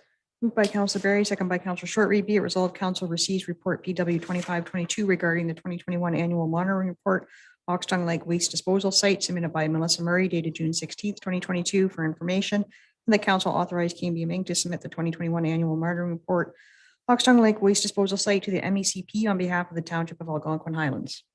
All in favor? That's carried. And finally is the McClintock Lagoon Disposal Site. And how are we making out there? Unfortunately, nothing, or fortunately, nothing exciting to add in this report either. Things have been going quite well. There's been some challenges just collecting raw samples from the haulers to do with COVID and staffing and the amount of use that there actually is. Those will be addressed, and we've actually put forward a request to remove that condition from our ECA, and our consultant agrees with that, and we'll just looking to include that in a future amendment. It's really felt that we're not gaining any data, we're not gaining any information from those samples being collected. It's a cost we really don't need to. We already sample the materials that are actually in the lagoon, so those are indicative of the materials we're receiving. And because of all of our incoming materials are from residential locations, we don't have a lot of commercial, industrial, and that sort of thing that are coming into our site where we would want to have more active monitoring on the materials coming in. I think it's a good move to take that out at least for now until the community changes significantly. That needs to be relooked at. Thank you for that. My question was about there was a couple of recommendations. One of them was to remove the analysis of the alcohols, the isopropyl and methyl alcohol. And I wonder, it strikes me that we had previously had a recommendation to reduce or eliminate something. I'm kind of grasping. I think it might have been at the lagoon, and we said we wanted to leave it because it wasn't a big deal, and we may as well sort of be looking at it than looking for it in case it changes. And so what's the difference between what the decision we made previously on something similar and this one around those two alcohols? Or is there one? It was my understanding, and I apologize if I misunderstood, that the discussion was that they would be removed the next time we amended our ECA there, because they've never actually shown any results. So we've never had enough there to have them worthwhile be monitored. And certainly if something changed, we could look at those again. But I'd certainly be happy to go back and check. That was last year, I think, that we had that discussion. So yeah, and thank you for the clarification. I knew there was something, but I just couldn't quite remember what it was. And so certainly would look for council's concurrence based on Melissa's thoughts about the elimination of that. If that's what the consultants are recommending, they're the experts and would follow suit with that. Okay. Any questions of Melissa on the report about the lagoon? Oh, Melissa's going to say something. Yeah, and I'll just add in there that it's a recommendation, so it would still be, it would still need to be reviewed, obviously, by technical support at the ministry as well. Before it's not, we don't unfortunately have the magic to ask and be awarded sort of that instantly. There is some technical assessment that goes into that, so it's not necessarily a done deal. Right, fair enough. Thank you for that clarification. If there are no further questions, we'll have a resolution. Thanks. Moved by Deputy Mayor Danielson, second by Councillor Short-Reed. Be it resolved, Council receives report PW 2622 regarding the 2021 annual performance report of Clintock Septage Lagoon, submitted by Melissa Murray, dated June 16th, 2022 for information.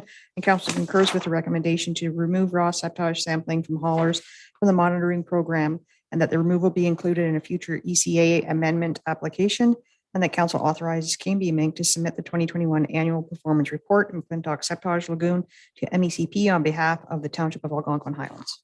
All in favor? That's carried. Thank you. Thank you both for your work. Thank you. Next up is fire services business. So we will bring in the fire chief.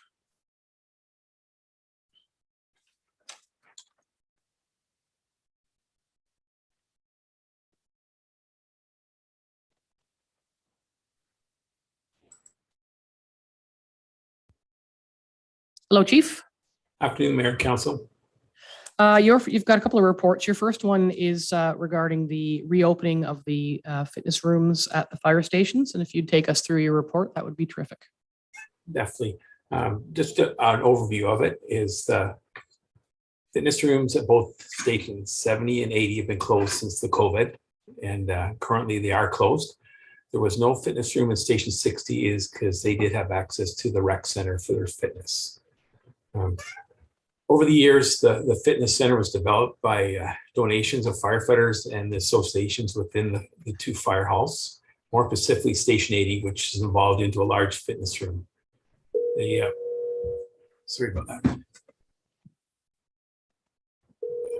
What the main concern is the gym has evolved to taking up apparatus space, and apparatus space right now, floor space, is at a premium. When people donate the equipment to the fire hall, it is a really nice gesture on the people doing it. But once it's donated, it becomes property of the township. And becoming property of the township, it also becomes a liability. So one of the concerns that I do have is there's no annual maintenance or inspection of the equipment. So as a result, if something did happen, somebody got hurt, it would be a liability issue. Our firefighters using it within the fire hall, it could be a WSIB claim because they're actually partaking in a town endorsed event or a township endorsed event. I have checked with other fire departments within the county. No other fire department has a fitness center, or does the county EMS. I see going forward that all firefighters, when the Dorset Rec Center is open back up, would have access to that fitness center, which is currently provided to them now, and it's just waiting for the reopening of the center. I don't know if there's actual questions in regards to report that I could deal with more specifically. The recommendation. Sorry. No, I was just going to say, yeah, I'll go to council. I think it's a timely report because the spaces that were created have not been used. They've been closed because gyms had to close. I think the primary issue is you've noted in your report that they've developed informally through donations, and I think we all support our firefighters, as folks know. Councillor Dayu and I are both married to firefighters, but these areas were created without permission or approval from council, and donations are great. We love donations, but they normally come through council. So we have, especially I think in the station down here, we have quite a large space that was created without any permission or authority, and notwithstanding the fact that, as you've noted, there's certainly benefit to a treadmill or an exercise bike of some sort. This is very different, and there are some risks associated with them. So would look to council for their thoughts and based on the chief's recommendation. Deputy Mayor Danielson.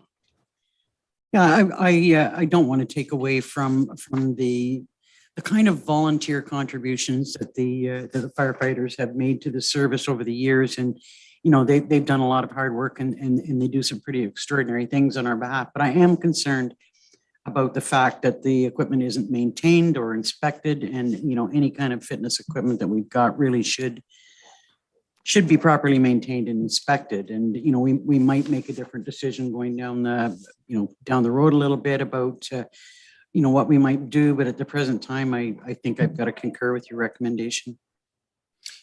And I'd like to, if we had the space and the money, it would be great to create a fitness environment which could be open to all employees. Unfortunately, in Dorset, the rec center is closed right now, and I don't think we have that financial luxury at the moment, and we have a pent-up capital demand list for fire services. So there could be other places to spend money, but I wonder if this might be deferred. Any future discussion, if council wants to have a further discussion, that it be deferred to projects and priorities, and see if there's room in the future to do something around that. But right now the request from the chief is to make use of the apparatus floor space that is currently being taken up by these, especially in 80, the quite large space. Your hand is back up. It's unfortunate that we're making this decision at a time when the Dorset facility is closed, but I would really like us to have this discussion again during projects and priorities, and at that time we might have a better idea where the fitness center in Dorset stands, and we see where we go from there. And I think it's important too to make very clear. I think the chiefs made it clear that this is not mean old council taking a gym away from the really nice volunteer firefighters. There's space that nobody uses. There's not going to be 25 disappointed firefighters who are having something taken away. It's just not, they're not being used, so they're just taking up space. So I think the value is there, but it could be reevaluated at a later date.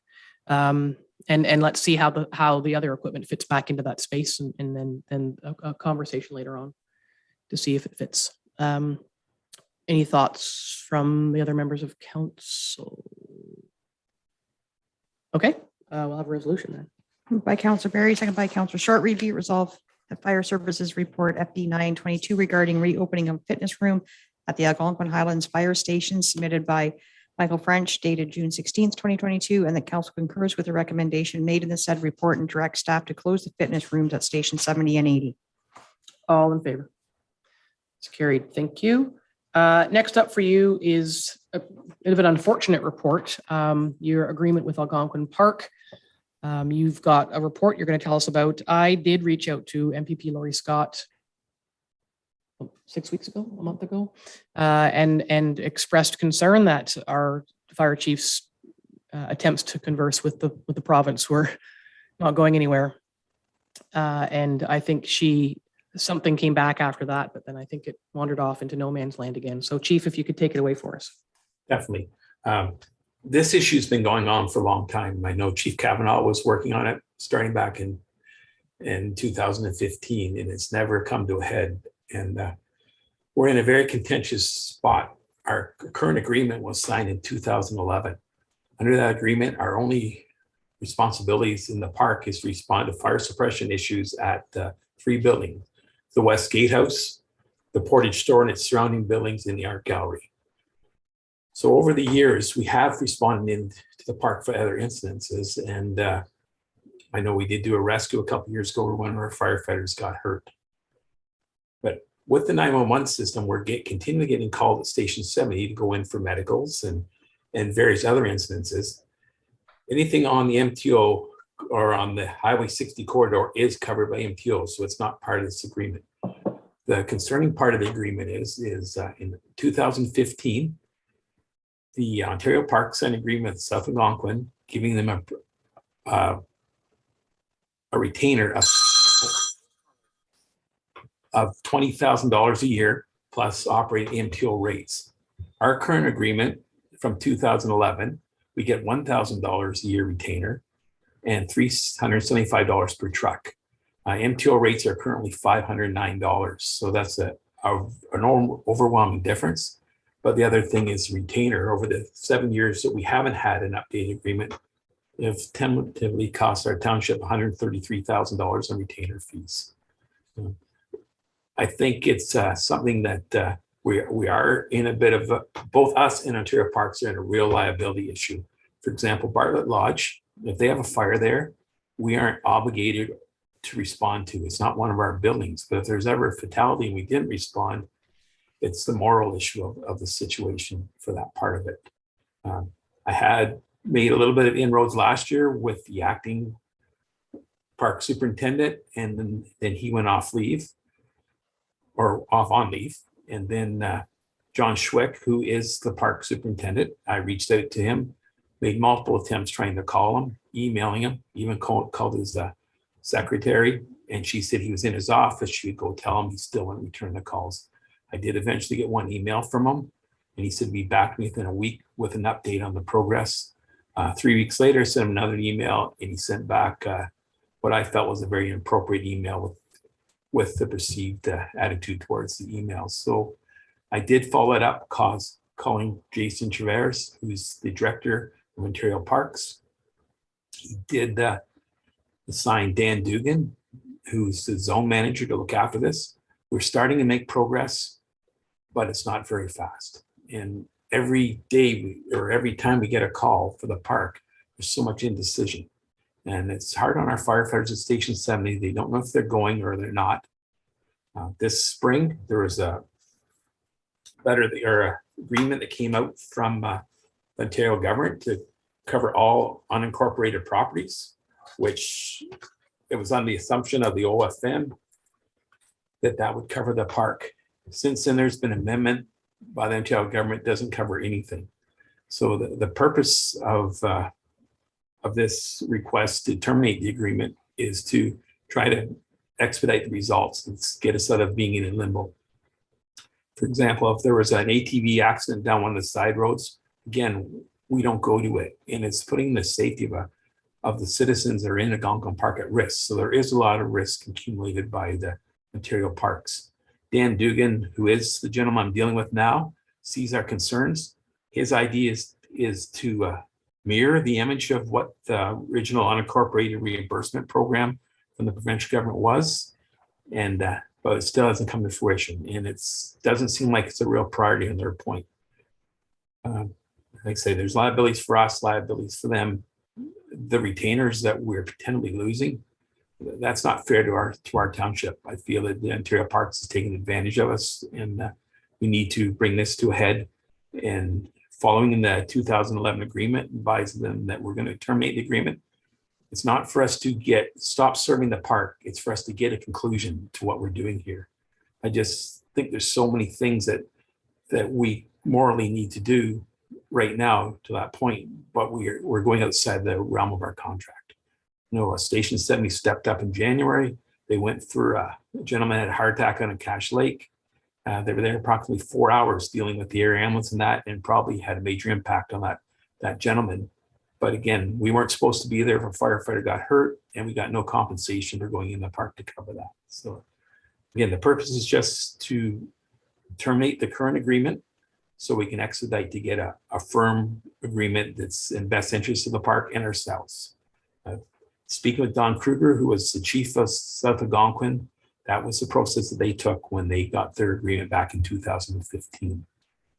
So there is a draft agreement that's with the park right now.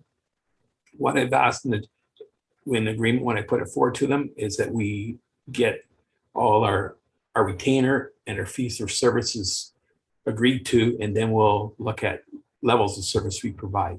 So for your knowledge, the current agreement asks for retainer $25,000. The reason that is when the South Algonquin received their retainer $20,000, that was in 2015. So that's 7 years. So prorated, I think that's appropriate. And any indications from Dan Dugan, the zone manager, he's in support of that. But I think, again, we have to expedite this process going forward.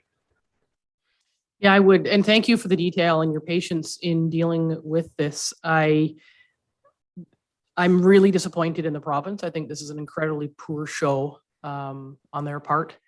The inequity is palpable, and it also hits us in the pocketbook. So I think we've been polite and respectful of the process and going through the right channels for a long time. And it feels that this is the last ditched effort to force some outcome. And as much as I hate to see it, I think that we need to play a little hardball, because we've been very nice for very long, and it's not working.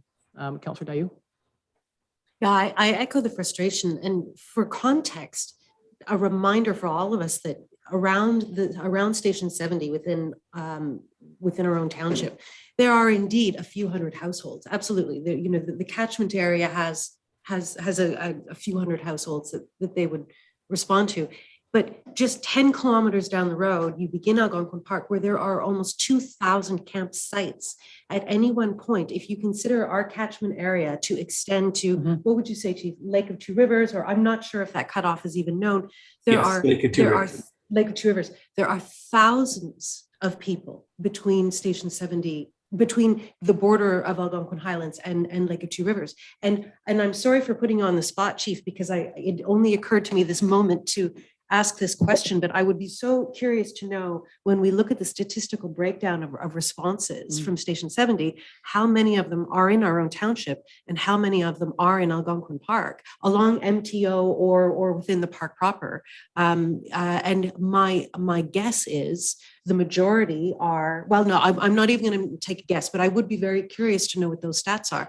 Because if the stats prove that we are responding more to Algonquin Park than to our own taxpayers, then yeah, we've got a serious problem on our hands. Well, and very often the case can be, look at a couple of years ago, there was how many fatalities in the park. The park is, we've worked very closely with the park and MTO and OPP around the fall color seasons. It took us years to work that out. And, we have what I believe to have been a collegial working relationship. And so to see it break down in this way around our shared asset, which is our visitors and our taxpayers, I think is again, was just extremely disappointing. So the request for the chief, go ahead, Deputy Mayor Danielson. I think this is really unfortunate that we come to this juncture, that there's so much liability associated with this. I'm so, as you said, I'm so disappointed in the province that we're faced with this, that we're being forced to take such dramatic action to try and resolve a situation. I think is unfortunate. I do worry about the what ifs. Like, what if we don't provide service and somebody is seriously ill or hurt? But I think that we've got to take this direction. Yeah, I think the idea is that either the decision to terminate within the 90 days will bring them to the table, or the decision to terminate within the 90 days will terminate the agreement and then create fresh ground for something new. Because, going in this direction doesn't mean we don't have concerns for all the people, and to Councillor Dayu's point, yeah, there's an awful lot of people in there who expect if they get hurt that somebody will come and help them. But I think our taxpayers also deserve, as do our firefighters, to know that they're covered and safe in doing the thing they've signed up to do for us. So, any thoughts from this side of the table, or just do you concur with the chief's recommendation? And yeah. Okay, that's what we'll do, and keep us informed. And I'll reach out again to MPP Lori Scott and advise her of this situation, and perhaps she can speak with her counterparts on the backside of that, and see if she can elicit any action internally there. We have a resolution? Moved by Deputy Mayor Danson, moved by Councillor Shortreed, seconded by Deputy Mayor Danson. Be it resolved, Council receives report FD 1422 regarding the agreement with Algonquin Provincial Park for emergency responses submitted by Mike French and dated June 16th, 2022. The Council concurs with the recommendation made in the said report and directs staff to provide the appropriate 90-day notice of termination of the current agreement with Ontario Parks for emergency responses within Algonquin Park, unless an agreement can be reached that is satisfactory to the Township of Algonquin Highlands within 90 days. All in favor? That's carried. Thank you. Thank you for your work on that, Chief. Next for you is your monthly activity report. Is there anything you want to highlight there for us? Just a couple things. As we're well aware, we had a fire ban from May the 12th to May the 18th. During that time period, there were 2 charges laid for people burning during the fire ban. Also during the month of May, Station 80 had 8 fire calls. 2 of them were large bushfires, and ironically, they weren't from people careless burning. They're both from hydro wire incidences that caused the fires. But there was a little bit of strain on our department in the south end, because we did require having Minden into assistant in our one fire in Lindgren Lane. So there was nothing south of Oxton Lake to cover that area of Algonquin Highlands during that time period. Unfortunately, we had no incidences, but mutual aid's been very effective for us. That's great. Thank you. Oh, sorry, go ahead. Sorry. The one last thing is in regard to emergency management, Algonquin Highlands will be hosting a BEM course on September 20th and 21st. Now that all restrictions are off, we're trying to access as many courses as we can to support not only ourselves, but the other townships and the county going forward in emergency management. And that should be everything there. Thank you very much. Any questions from council on this report? Go ahead. Moved by Councillor Shortreed, seconded by Councillor Barry. Be it resolved, Council receives report FD 1522 regarding monthly activities submitted by Michael French and dated June 16th, 2022. All in favor? Carried. Thank you. And your the update of the attendance requirements OG rather. Yes, definitely. So what this is for information purposes. We're again trying to establish our guidelines to correspond with firefighter certification. And one of the main issues in the new firefighter certification programs is people get trained but never got maintained. So what this is an attendance requirement, and what we're requiring is our firefighters to attend 60% of the monthly training based on quarterly aspect, because that's our base pay period. If they're unable to meet the 60%, they'll be going into support role. So they won't be doing interior firefighting for the next quarter. If they get back above 60%, then they'll be frontline firefighters. There is exceptions based on work schedule. We do have that built into it. And there is some people with other things they do. For example, when our ministry people are away doing bushfires in the summer and they can't attend training, they still are working on maintaining their skills for fires. So that can be considered too. It's something, if we don't have this guideline and we don't have this program in place, it's twofold. If we get audited by the OFM in regards to the firefighter certification, we be in a very hard spot. And if we ever had a firefighter get injured that's inside a fire, And we were that unfortunate. They went back and saw that they'd only been to 3 training sections in the last 2 years. I think it puts us in a real difficult situation. And the other thing you notice in this attendance requirements, there's no looking at people being terminated. We need every firefighter we can. So we want to work with the staff we have. The goal is to maintain them as firefighters and be an asset to the township and not try to manage them out. So I think it's a solid guideline going forward for the firefighter certification. And if there's any questions, feel free. Any questions of the chief on this update? Okay, no, we'll have a resolution then. Moved by Deputy Mayor Jameson, second by Councillor Shortreed. Be it resolved, Council receives report FD 1622 regarding operational guideline 1402 attendance requirements submitted by Michael French and dated June 16th, 2022 for information purposes. All in favor? That's carried. Thank you. Thank you, Chief. Thank you, everybody. Next up is finance business. So we'll bring in the treasurer.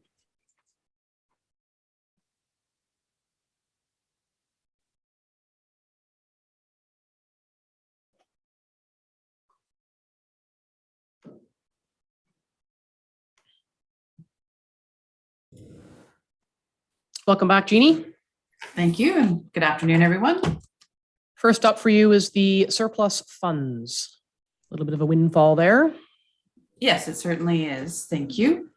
Earlier this year, as it says in the report here, the township received a letter from Workers' Compensation Board indicating that they had a surplus in their insurance fund that has grown over the years. And these funds represent above and beyond what is needed to protect their Workers' Compensation Board's ability to help people and get them back to work. So they decided that these monies should be refunded to the various, well, probably a lot of employers across the province to help with the impacts of COVID-19 over the past couple of years. And it represents about 30% of the premiums paid in 2019 or 20, whichever is higher. So that being said, we received a check in amount of $28,714.73. And this report has been prepared for council's direction as to how we will apply these funds. There's options: putting it in a special reserve, adding it to an existing reserve, or treating it as a one-time revenue, which would offset 2022 payroll expenditures. And in this case, my recommendation would probably be to apply it to an existing reserve. And in this case, possibly Dorset Recreation Center, given the fact that we have various expenditures or a lot of expenditures related to the upgrades to that building. Yeah, terrific. And thank you for the recommendation. And I'm sure that you discussed amongst yourselves what the best option would be and came up with the rec center. Thoughts from council on, I mean, we have no end of places that money could be assigned. So on the one hand, you almost feel like close your eyes and pick one, but what are council's thoughts on the recommendation for the DRC? Councillor Shortreed. All for it. I think we're going to find that it's going to cost more than what we thought it's going to cost. So we're going to need it there. Yeah, we could. I think I saw hands over here. Go ahead. I mean, it's nice to have a little bit of a cushion come in to be added to one of our reserves. And unfortunately, although I don't disagree with putting it into the Dorset Center project, it's like a drop in the bucket when it looks at the total amount of money. But every little bit helps. So we'll go with the recommendation that we've got from the treasurer. I'm happy to endorse the recommendation. The idea that leapt to my mind when I first read the report was accessibility.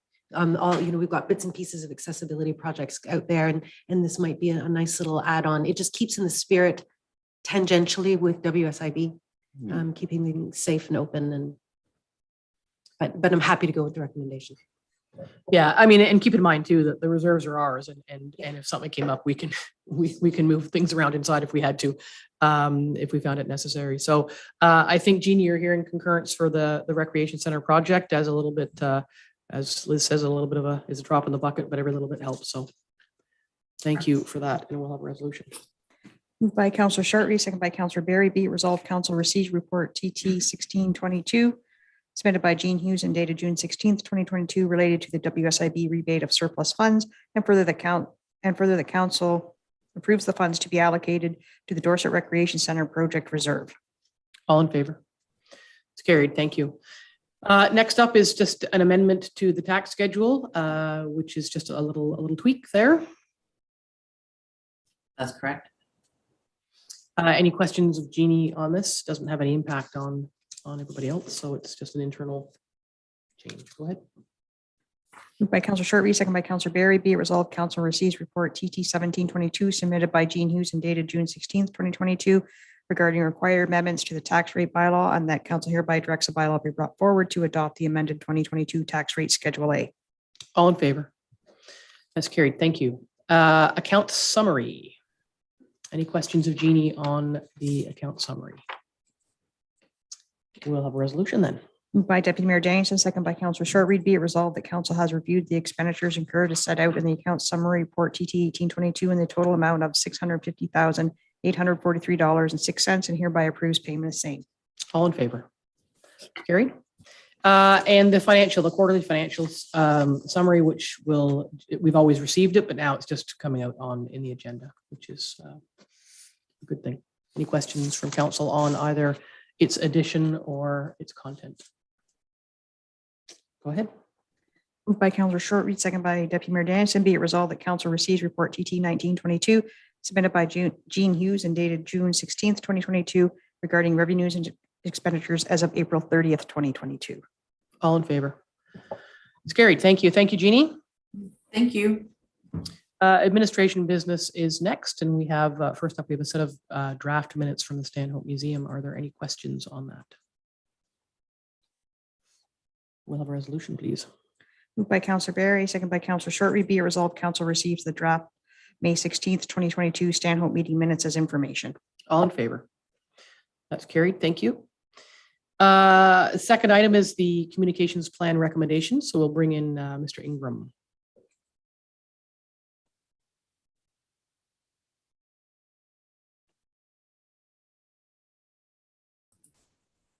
Hello, Chad. Well, we've got your big baby has arrived. Yeah, this has been a big project, and I would like to thank everyone who is involved. That includes council, that includes members of the public, and that includes staff. It's been a big undertaking and something new for me, so exciting. And I'm just going to interject for a second, and do you want to talk a little bit about, are you going to go through the whole thing or straight to your recommendations? Or I didn't know, in the interest of time, how council wanted to proceed. I presume you've read the recommendations. Obviously, my idea is to present them in a draft plan a month from now. I don't know if you want to go over anything in particular or hop right into questions or concerns, or how you wanted to proceed. I was wondering if council wanted to, we've all read it, we've seen it for a number of days now. There are some recommended actions, and I just wanted to know if maybe we should just go straight to those. There are some changes, particularly around the social media channels that are currently in use, and there are some recommendations about consolidation and elimination. And I know that the department heads responsible for those particular sectors have been consulted on that, so no big surprises there. How would council like to approach it? Just go to the recommendations or talk about the document in general? Which would you like to do? Recommendations.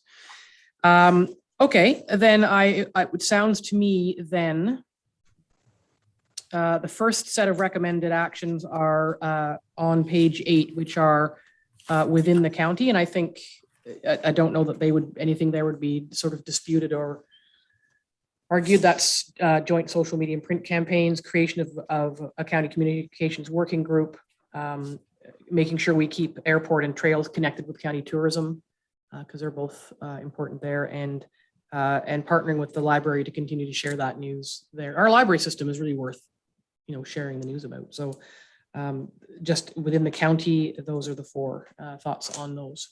Liz. Just a couple of comments and questions. I know one of the things that you address, and this is really a great start, and I really look forward to seeing the finished product. You talk about two-way communications, and I'm wondering what your thoughts are about how we ensure two-way communications. I mean, we can improve all of our methods of communicating, but what do you see as ways to encourage, a two-way communications? I think that's where Let's Connect Algonquin Highlands really comes in, right? It allows us to do surveys and polls. So we're putting out information, and then we're checking with the public on how we're doing, and we use that avenue to do that.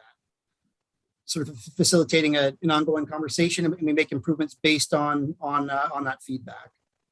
So if people participate in our polls and sign up to receive the agendas, their name goes in a draw for a car, right? A car, yes. It's in the budget, I think. It's in the budget. I did just mention earlier, I'd spoken at a couple lake meetings, and I went in ahead of time because I have much lamented for years and years and years at Lake Association meetings. And we see it in the survey that Chad did for this study is people just don't pay attention to what we're doing. So there are some, was there 8,500 people eligible to vote in Algonquin Highlands, and 263 people receive agendas. And yet, we have social media channels, and you can subscribe to news and notices, and you can receive agendas. We now have Let's Connect, and it's a robust platform that I think maybe in a month or so time, Chad's going to give council a tour of how that works. And yet, interestingly enough, it's always our fault that people don't know what's going on in the municipality. So back to your question, Liz, you're right. We have to say it's a two-way street because it is. We can't, we offer myriad ways for people to be engaged. I mean, all our staff phone numbers, our phone numbers are all on the website. Everybody is available to talk to the folks out there who might have questions, and they seem to prefer little closed groups on Facebook instead of actually reaching out to the people who are at the meetings and have the conversations. So, and if I may, and I've said this before, I could see the individual responses on the survey, and those who checked off least informed or poorly informed were almost uniformly those who didn't read newspapers, who didn't check the township websites, who didn't follow the social media accounts, who essentially don't do very much to inform themselves. Yeah, so I think there's work to be done on all of our parts to just remind, in our various wards when we're talking to people, you've got a captive audience where you work, and just continue to remind people that we're here, our information's available, and Chad will be working through Bang the Table to try and find innovative and exciting ways for people to reach into us and find out more about what is happening, in the township that they call home, or that they have nested in their heart. Liz, you're going to say? Yeah, two more quick points on that section. I would like to see us move towards a little bit greater promotion of the airport. I know that the activities at the airport have been a little bit stagnant, but I think that we can, just promote the very fact that it's there for small aircraft users. And, as it links to tourism, I suspect that we'll have more conversations about economic development in the airport as it goes forward. But just to continue to do some little bits of promotion. And with respect to partnering with the libraries, I think that we need to make sure that we mention Stanhope in the document, because it's not mentioned. Okay. Oh, right in that text. Yeah, absolutely. Yeah, good idea. That's it for that section. And then the Lake of Bays ones are, as we know, there are right now, there's a casual relationship. We have over the years had shared services agreement meetings, and there's been a little bit really prior to COVID, there was getting to be a bit of a better reaching out between staff, particularly around parks. And during the pandemic, Chris was very much involved in the parks working group in the Muskoka area, because it affected us too. So we can see there that those contacts need to be maintained and certainly formalized where possible. We did have an arrangement again prior to the pandemic where we had agreed with Lake of Bays we would meet at least once a year to just have the State of the Union discussion, and COVID threw a wrench into that. So look forward to getting back to that because we do share the town there. Lisa. One of the recommendations is in regards to relocate. First of all, it's an excellent report or plan in place. The news and notices is being, it said when the website is updated, it will be removed, and that will sort of live at the Let's Connect spot.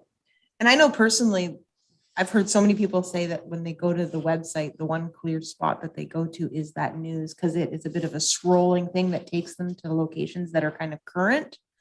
And so I just wondered, is that up for discussion? Will that come from when the website is updated, or is that just a recommendation from? So is that further on? We're going through the document sort of in order. So that is, Sorry, it's not in this, it's not in this section. Sorry, is that the recommendation? I thought we were. Well, but there's several sets. Oh, So we're just going, we'll get to that. okay. We'll get there. You threw me off. No, sorry, I went to the wrong spot. I No, that's okay. You're just progressive in your thinking there. I don't know if there's anything about the external stuff, the media relations. It's, I think, fairly straightforward. There are some recommended actions in relation to media, like contact lists, press releases versus information releases, because we've done some of each. So the information release, the recent example was around the Dorset Rec Center. It's not a press release. It's more of an information release. So Chad picked that up and thought, there are opportunities to make those kinds of pieces of information more widely known for specific circumstances. A media guide for council and staff. And that's a lot of municipalities have that. So I'm just I'm talking and people can put their hands up and say something anytime they want. Consider an official media response policy. What Chad has come up with is there, but he's also noted that the current working relationship is pretty, he calls it organic, and it's true. It's a good working relationship now. And I don't know that sometimes if you formalize things too much, they can go off the rails, where it seems to work now. But it's good to have it in the document because it could be tweaked, tightened, or changed at any time. Go ahead. I'm sorry, this is going back to press releases and information releases in the second sentence that talks about information releases serve a different purpose, where information to be shared is either for local residents as opposed to the media. I'm like, to me, whatever we put in the media is ultimately for the purposes of local resident. I'm just kind of trying to see where the differentiation is between information that's targeted for local residents as opposed to information that's being developed for the media. So through the mayor. So yeah, a press release, as the name indicates, goes to the press, goes to the media. That's something that's larger in nature. An information release might be the last couple of days is a good example. We had problems with the telephones, and I know some townships did release media releases. We just used news and notices in our social media channels to let residents know the phones were out for a couple of days. So something that is maybe of interest to Algonquin Highlands residents, but is not a bigger deal or a bigger story. Okay. Yeah, it's not newsworthy. Yeah, for example, you wouldn't issue a press release necessarily, seeing as we now know that folks aren't paying attention to our traditional channels, but they are paying attention to their channels of choice. The information release about the Dorset Rec Center and putting the information on the front page of that for their consumption, I don't want to say the press don't care, no offense, press friends, but that specific information release was targeted to the people of Dorset and surround and was put on the Dorset page where those folks consume their information. So that's a really specific example of, it's not a formal press release. It's information that's of value to a certain group. Go ahead. Thanks. Yeah, I'm all for the information releases, and I've had some good feedback from folks about the DRC release. People really welcomed that information. My question, I guess, is now the moment, is this the document in which you will eventually detail what that might look like? So what are the priority issues or topics? Is it going to be our vision statement and our strategic vision? And there are 5 or 6 points there. And every year we're going to have 3 different information releases on those strategic visions, or what is that going to look like, and how will you decide what to talk about beyond, if there is a beyond, things that have to be said, such as the DRC update? Does that make sense? Yeah, and that's a really good question. It's funny. It seems crystal clear in my mind how we would do that, and I think because I think that way, I mean, Chad can speak to this, is his report, but when you started speaking, the first thing I thought of was a great opportunity for an information releases around fall colors.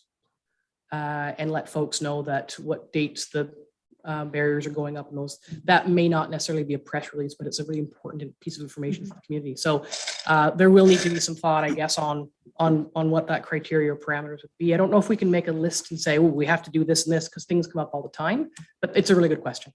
And I guess the short form of that question would be, to what degree would you envision this being a proactive rather than an exclusively reactive mechanism? So we've got things that we really want to say rather than we have things that we need to say. I think that's anyone with ideas, and that includes members of council, can reach out to me anytime, right? Say, fall colors, a campaign on X, a campaign on Y.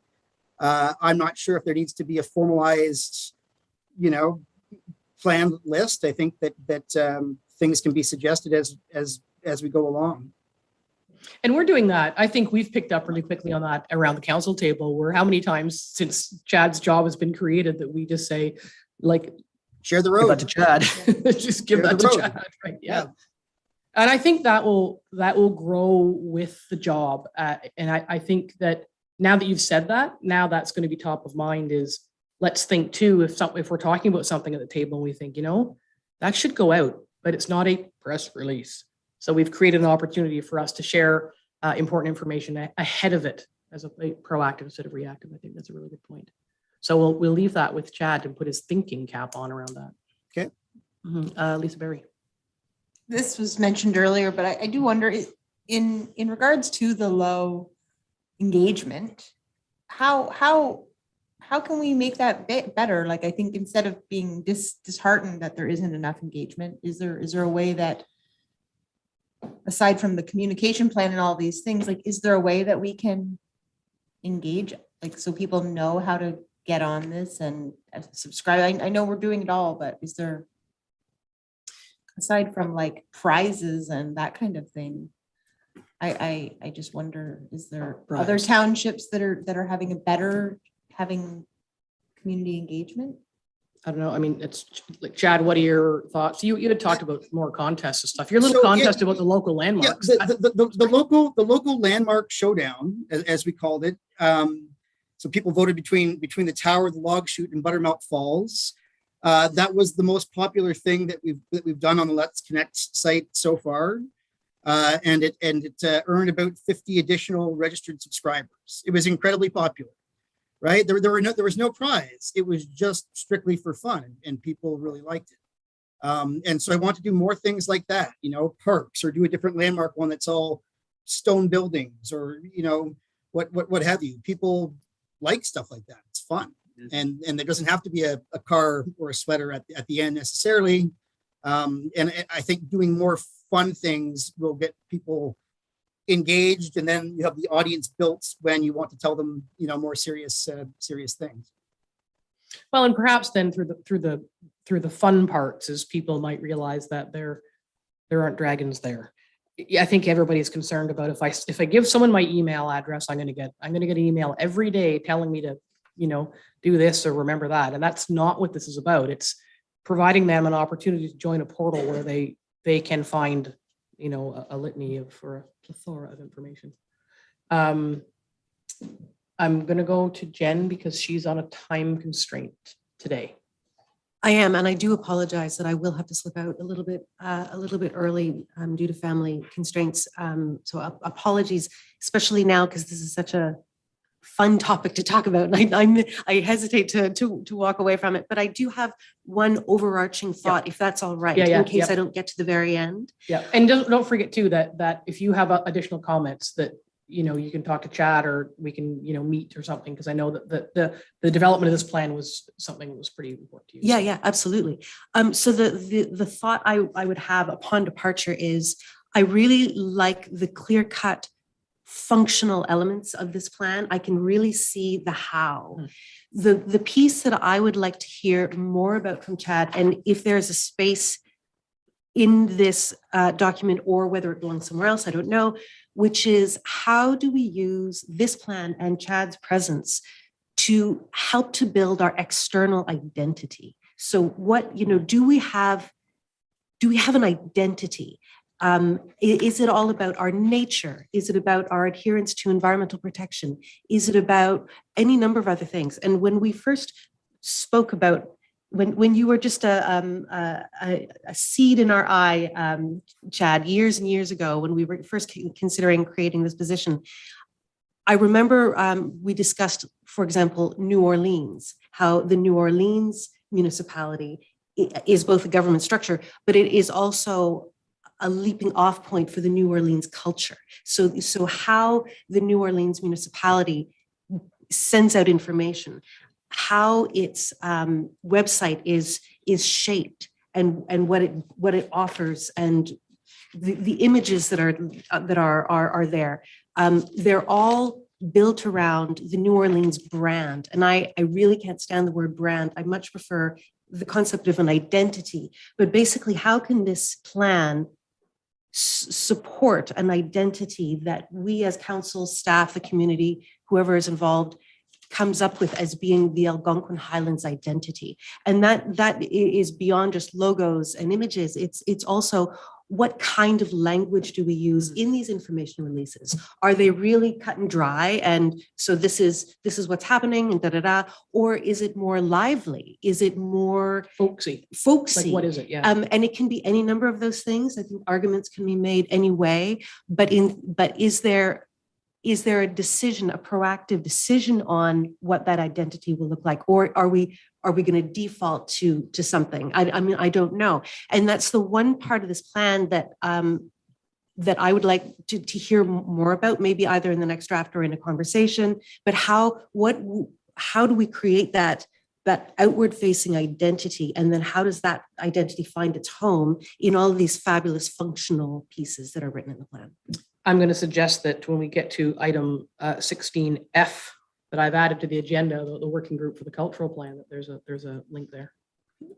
Sure, if we can make sure that also gets owned with the communications. Well, that's what I mean. We might actually ask Chad to sit on that. I see. On that for part of it, just so he can see what the group is talking about, and that might allow him then to know what direction that's going. Yeah, I think that's a great idea. Formulating it this while I'm talking. That's a piece as well. Yeah. Mm-hmm. I think those could plug into each other. They absolutely could. I would almost want to see something more central to this document, and I leave it with you to discuss that further. But identity building. No, I think that's a good point. So I wrote. I think you wrote that down. I wrote that down. And with that. Yeah, I'm sorry. I know that you have to go, and that's fine. Thank you for the time you could spend with us today, and good luck on those issues. Madam Deputy Mayor. Just on the item of creating a media guide for council and staff, I really like that idea. And I think it might be a really good idea to work on some kind of training session for the new council when they come in. I mean, that can be something that's done internally. I don't think we need a consultant for that. We've got a guy that can talk to council about how their relationship with the media should flow. I mean, our spokesperson is our mayor, but there are times when members of council are approached and they need to know how to speak to the media. Yep. And I really think that would be a great thing for us to consider doing. Okay, in terms of just continuing with the recommendations, I think that segues into the cultivate and maintain the relationships. We do currently have extraordinary media relationships, and we'd like to see those continue. And part of that is remembering that everybody has a job, and sometimes things are written that you don't like, but that's what the media is there for. So you can't take that stuff to heart. I think there's a lot of recommended actions in terms of our social media channels. And so I don't know if we need to go through each and every one of them. It's up to council. Chad has made a number of recommendations. And as I'd mentioned, he did see them. He did talk to the department head. So do you want to maybe just tackle that? Chad, about that sort of Yeah, I mean, our I would say- constellation of social media accounts? Yeah, we have a constellation. It's Algonquin Highlands has a lot of social media accounts, around 15 altogether. They've been created by different staff members, mostly over a number of years. Some are very, very inactive. Some are active. Some are very inactive. And there are a lot of them. And sort of the way I went about this, at least in part, was almost like purging a closet or your house, right? Like if you haven't worn this shirt in a year, it's gone. If you wore these pants in a year, they're gone. There are some accounts that have been used for years. And I know the pandemic has played a part of that, so tried to be cognizant of that. But certainly the most inactive ones are the ones that I'm recommending, sort of be streamlined or deactivated or vanished, whatever term you would like to use. Banished, yeah. And so everyone's read the report. Do you want to go through each section or just go with Chad's recommendations about what has occurred? I can assure you that the Stanhope Museum Twitter account no longer exists. I set that up 100 years ago and never used it. Yeah, Liz, go ahead. You know what, I concurred almost completely with the recommendations that you made about, what could stay and what should go. I did this is kind of back to the airport. There used to be some, really good posts promoting the airport, and I just kind of wonder about getting rid of that. Or maybe just putting it on hold for now. I mean, I know that you can do that sort of thing too, but sometimes it's, if the right person is at the airport, has got the right direction about, what we want to see, there's sometimes kind of on the ground things that are happening at the airport that, somebody who's there can just put that on a Facebook site and Bob's your uncle. Everybody loves to see it. I love seeing photographs of aircraft that we may never saw before. So that was the only one I was kind of, I wonder if we should get rid of that or. I mean, I think that the decisions like around that can you put a Facebook account just to sleep? I think I don't know if you can just put it to sleep for a while. But yes, you can. You can deactivate it, but still keep it, alive. Yeah. It's funny because I would say, and I'm not looking for a fight. I would say its perspectives are very interesting, and airports are something that you quite like. And I think the last thing I want to look at is pictures of an airplane. But everybody's different, right? So I don't know what council wants to do with that. But we could leave it, or the idea is to eventually accept in specific circumstances to have a corporate account eventually. Like there are very few municipalities that have 5 social media accounts, let alone 15. Many of which of ours have just been created by people, again, without somebody said, I'm going to create a Facebook page, but they didn't ask council if they could do it. So one of the airport managers that we had was pretty good in putting, not maybe as good as it could have been, but pretty good at putting posts of specific things that were happening at the airport or specific aircraft. And you'd be surprised if you followed that to see the number of followers that there are about aircraft. And if I guess my thought is, if we're going to look at down the road at further development, however that might happen at the airport, more activities at the airport, that the opportunity may be there in the future to want to have the ability to promote that separately. Or maybe it can just live with Chad and he knows that we want more emphasis at some point down the road on the airport. And if I may, and I just hear your hand, I think one of the things in one of the conversations was, if you remember when we did the current website, we set it up deliberately with content management system capability so that department heads could say, hey, I've got something really cool to say about my, where's Sean O'Callahan? I've got a really cool planning thing I want to post to the public, she said facetiously. But it turned out that staff themselves are just too busy to think, hey, I should post that. So eventually that slowly evolved into the fact that we have so many things to promote and share and inform. So now we got the guy to do the thing. And part of that is the training internally where folks may think, hey, that's really cool. And then it's gone. But to say, hey, that's really cool, and then get it to him. If I know there's something going on at the airport, I can go down and take photos, take video, all of that, right? So I just need so to it's a know- communication issue. It's I the need to know that it's airport. happening. Yeah. So, like, I'm not saying, I'm not, don't think we're saying no. I think, Chad's got a plan to try and slowly consolidate to a corporate center where there's what we wanted, which was a body to actually populate it and have people, all the right people feed in the right things for the right reasons to benefit, information sharing and fun to the community. So we can always get it back. We can leave them. That's true. And like overall, I've got a lot of faith in your ability to promote any aspect of Algonquin Highlands. So, I just wanted to bring it up because it was something that had been used with some success in the past. But, I'm loving some of the posts that you make. And it's funny how just a little bit of fun makes all the difference in the world. And I'm just thinking about your, I think it was about home composting, and you had that bear walking through the yard. Yeah. Speaks volumes, to make a post like that. So the other actions in terms of the sort of Facebook, Instagram, Twitter and whatnot, everybody's okay with where All Chad good. wants to go with that? Yep. Lisa Berry. I'm totally fine with it. The one thing that I see both sides, like in the report, it states, on average, just so you don't inundate people, it's like kind of the rule of thumb is sort of one post a day. And where I accept that, and I agree. I don't like being in it. You have friends that post something and then they post the same post in like 10 different spots, and now your feed is full of the same post over and over again. My wonder is if you totally bring everything in and there's a lot of things going in every department, does that mean that every follower is now getting 10 posts a day from one portal? You know what I mean? And that's for Chad to speak to, because he would be the guy that would have to plan the platform. Yeah, like I do keep a list of things I'm going to sort of post during the week.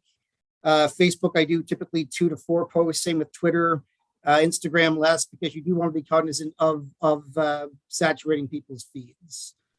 So regardless of how much is feeding into the corporate account, you want ideally want to exceed 4 posts a day, and you spread those out during the day so that you're never annoying people. That's the hope. I would never post 10 times in a day. Thank goodness. All right, then your other considerations, continuing to use the county's hashtag, but also formalizing hashtag Algonquin Highlands, and then creating a list of other like a suite of hashtags that we can just, again, generate traffic through the channels. And then I think to Jen's point that maybe you might provide a list of what those standardized hashtags might be. They can't always be the same, but there might be some continuity there. Okay. We've got websites and newsletters, lots of recommendations there. And I think some of them need, so we definitely need a new website. Like, I can't tell you how much we need a new website. I think we all agree with that. And based on today's recommendations, I think that's the next step is, if council's not going to deviate too far from the recommendations, it will form part of the RFP to get going on that, because that's going to be a big build. And Chad, if you want to talk to us about your website ideas there. Yeah, I mean, I think proceeding with an RFP for a new township website is an excellent idea. I certainly can speak to, I've been helping to operate the current site for a few months now, and it is not user friendly really for staff. It's not that easy to use. It is fairly finicky. It's fairly clunky. There are limited opportunities in some cases for editing, for previewing stuff you should be able to do. You should be able to see something as a final product before you send it out to the public. But in some cases, that's not the case with the current website. There are a whole host of things. You have to manually remove job posts or RFPs on a more modern site. You could have that scheduled so it would do it itself. You'd meet accessibility criteria easier with a more modern site. It would take up less staff time. It's just the current site is not bad. It was created in 2015, but it's it's not ideal. It's less than ideal. It's time. So it's time. I think proceeding with an RFP with some more modern features. And I think some of the considerations in this section are how far do we go in terms of, again, we have, just because that's the way it was, the two museums have their own website. You can link to those websites from the township website, but why isn't the museum, why don't both museums each have their own set of pages inside the township website? The Snowball site doesn't need to be separate, but there's a lot of content in there, especially the pictures that's, should be maintained. So there's a lot of things that can come into one larger site. And this is where, Lisa, your question comes in about news and notices. And I think the idea, well, Chad can speak to bang the table because he's becoming the expert on it, but you're going to lose maybe the term news and notices being a button on the main page, but it's still going to be there. It's just going to be in a different place. Is that correct? Yeah, and the reason that's a recommendation, first of all, with the new site, I think that's just a logical breaking point to move that. But using news and notices, you can then, you're going to have this email list essentially. So you're sending notices as we do now, but then you can also send a survey in an email. You can also send a poll in an email. You can do all of those things. So instead of just, and that comes back to the two-way communication thing, instead of just disseminating information, you can also be asking for feedback with that email list. And that's why I've made that recommendation. Go ahead. Sorry, just with that, to me, I think that information will be coming in to people versus that news and notices is when you go in to like check the calendar, check landfill dates, like it's all right there in like a little scrolling screen. So you're saying that the taxpayer will just be getting that information through email versus being able to go and find it if that's their thought of the day versus the email coming in? No, that's how it is now. You can subscribe to news and notices, or Mhm. you can find it on the website if you choose to go there. So subscription-based access to the information currently being provided would still be provided. It would just live inside Let's Connect. Okay, It would just live inside a different picture frame. okay. It's still there. And then, and whether or not there's that little scrolling bar, I guess, would depend on what the web developers suggest. But I know I hear you, because there are those, but that's why those things are there. They're there because they're the most popular things that people look for. I just scroll across and go there. I don't have to go into the website and find my way somewhere. Yeah. And I think that's food for thought for the developers, for sure. I really kind of like the idea that Jen was putting across about an identity.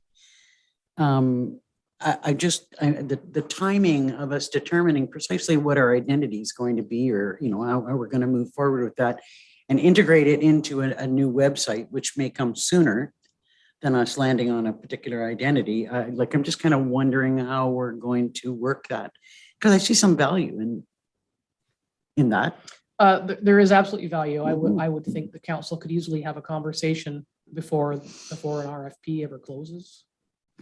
I mean, there's a lot, unless there's a website RFP in someone's bottom drawer somewhere.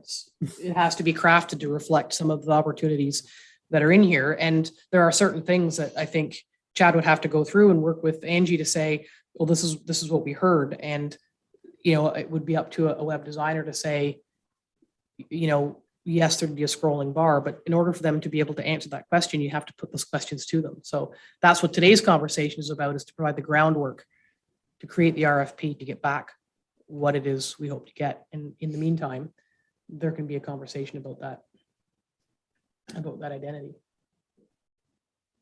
Yeah, because I mean, to me, the cultural plan talks about what the cultural plan is. The cultural plan speaks to our identity. So that's where I'm looking for those two plugging into each other is take what's already been done, which was a broad community consultation. It's out of date, but I don't know that the sentiment behind it is out of date of what people believe the community is. Although it's changed a little bit. So there's some other recommendations there about a cohesive digital space for trails. And again, Chad has said that the trails information, there's a lot of information there, and it either continue to live on its own site or live inside. And I think that's something, I don't know, Chad, were you thinking that a web person would say, whoa, that should have its own site, or Would They- they decide that? They might, once that RFP has been established, and once there is a web person in the picture, I would sort of look to their opinion. I think is that there's a lot of stuff. There's a lot of trail stuff, and right now it's kind of spread out, right? Because the sales and the reservations are on the trails website, and some of the other information's on the main site, and to have it hosted together somewhere certainly makes more logical sense to me. Yeah, and I guess if the ultimate goal is to consolidate into one formal corporate portal as much information as possible, then it makes sense to kind of try as best as possible to get in that direction.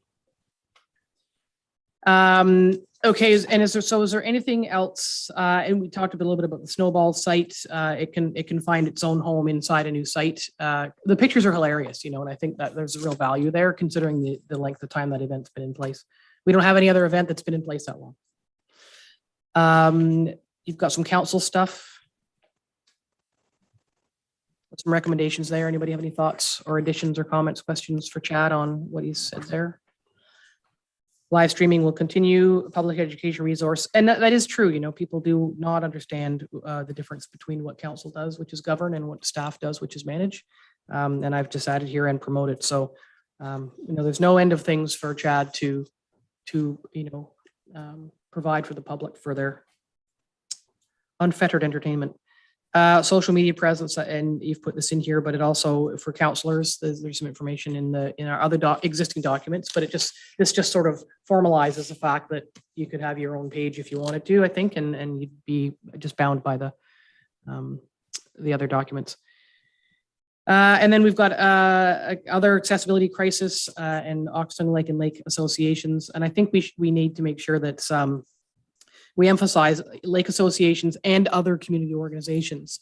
So any organization can sign up to receive their information, or say I want to be on your list, by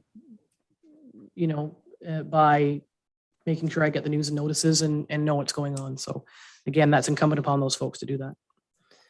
I don't know, Chad, do you want to say wrap up or anything else? I would just again like to say thank you to everybody who participated. That's staff and council and the 102 people who did take the survey. It was not the number I was hoping for, and it's not for lack of trying, but thank you to those 102 people.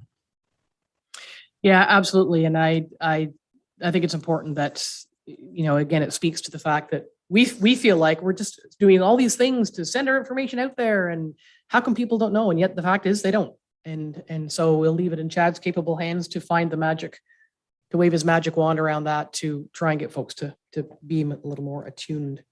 I will try. So we'll see this come back. You'll do some tweaking, and I think you'd said that some of the might, should, and could will come back as will and shall based on council's conversations. Yep, that shall be the case. Good man. Thank you. I know it's been a lot of work. You talked to an awful lot of people, so thank you for that. Thank you very much. Good job. And I think we have a resolution. Moved by Deputy Mayor Danielson, second by Councillor Shortreed. Be it resolved, Council receives report COM 222 regarding the draft corporate communications plan for information, and the council directs staff to bring back a draft communications plan at a future meeting for review and consideration. All in favor? It's carried. Thank you. Thank you, Thanks, Council. Chad. Good job. Thank you. We have I think, an extremely exciting report from the CAO. Thank you, Mayor and Council. Yes, this is very exciting. This is something that Council talked about way back at Projects and Priorities. It was supported in principle. So we're really happy to bring this forward for Council's consideration. As we know, the landscape for providing service to the public is changing. We know that, as we heard today, recruitment and retention of qualified staff is challenging. So what we also know is that as a result of the pandemic, there's many other municipalities that have trialed these compressed work week policies in various forms, of course. and they've proven to be very, very successful and at no cost to the township. It provides this particular policy provides 5 additional hours to the public. It's proposed to, improve workplace morale. We are going to be giving staff an additional day off. So it will provide an innovative recruitment and retention opportunity. When we're recruiting, we can say, you do your 4 days and you have 3 days off, which is great. And then there's the environmental aspect of it. There's 1 reduced day of driving to work. So those are the positives for it, for sure. We will be available to the public and to council for the same number of hours per week. Those that work 35 hours will still work 35 hours. They just do them in 4 days. Those that work 40 hours will do their 40 hours in 4 days. So the scope currently is proposed to be this office. So the office will, if council supports it, will be open from 8 a.m. to 5 p.m. 5 days a week. We have considered what needs to be covered, who needs to be here when other people are off. And so I'm not sure how detailed you want to go through the policy, but I have provided council what our current situation looks like and what it will look like as far as hours. Technically, staff that work 35 hours a week in 4 days will work 8.75 hours per day. We currently have a 1 hour unpaid lunch. That will be reduced to 30 minutes. So the proposal is that, as I mentioned, the office will be open until 5 p.m. So in exchange for reducing the lunch to 30 minutes, it's proposed that 15 minutes be credited to each staff member at the end of the day so that they may leave at 5 p.m. when the office closes. So let's see. Anyone that works 40 hours per week, and that would mainly be like the operations manager, for example, would work Monday to Thursday, 6:30 to 5. That just coincides with what Public Works currently does now. And so again, going back to business continuity and coverage, we have built, and again, I just want to let council know that department heads have discussed this policy. It has been discussed with staff in the office, and everyone's really excited about it. There's a lot of support for it. We've discussed it at length. And so there has been 2 teams developed, Team A and Team B, and that's to ensure coverage in the office. And that's outlined for council in the policy in table 2. One thing to note is that I don't want this table to be, sort of etched in stone. We will need the flexibility to tweak that if we need to. We've outlined what will happen when people take vacation, and their vacation hours per day will reflect 8.75 when they take a vacation day. If they take vacation around a statutory holiday, you revert to your 7 hours per day. Sorry, I just lost my train of thought there.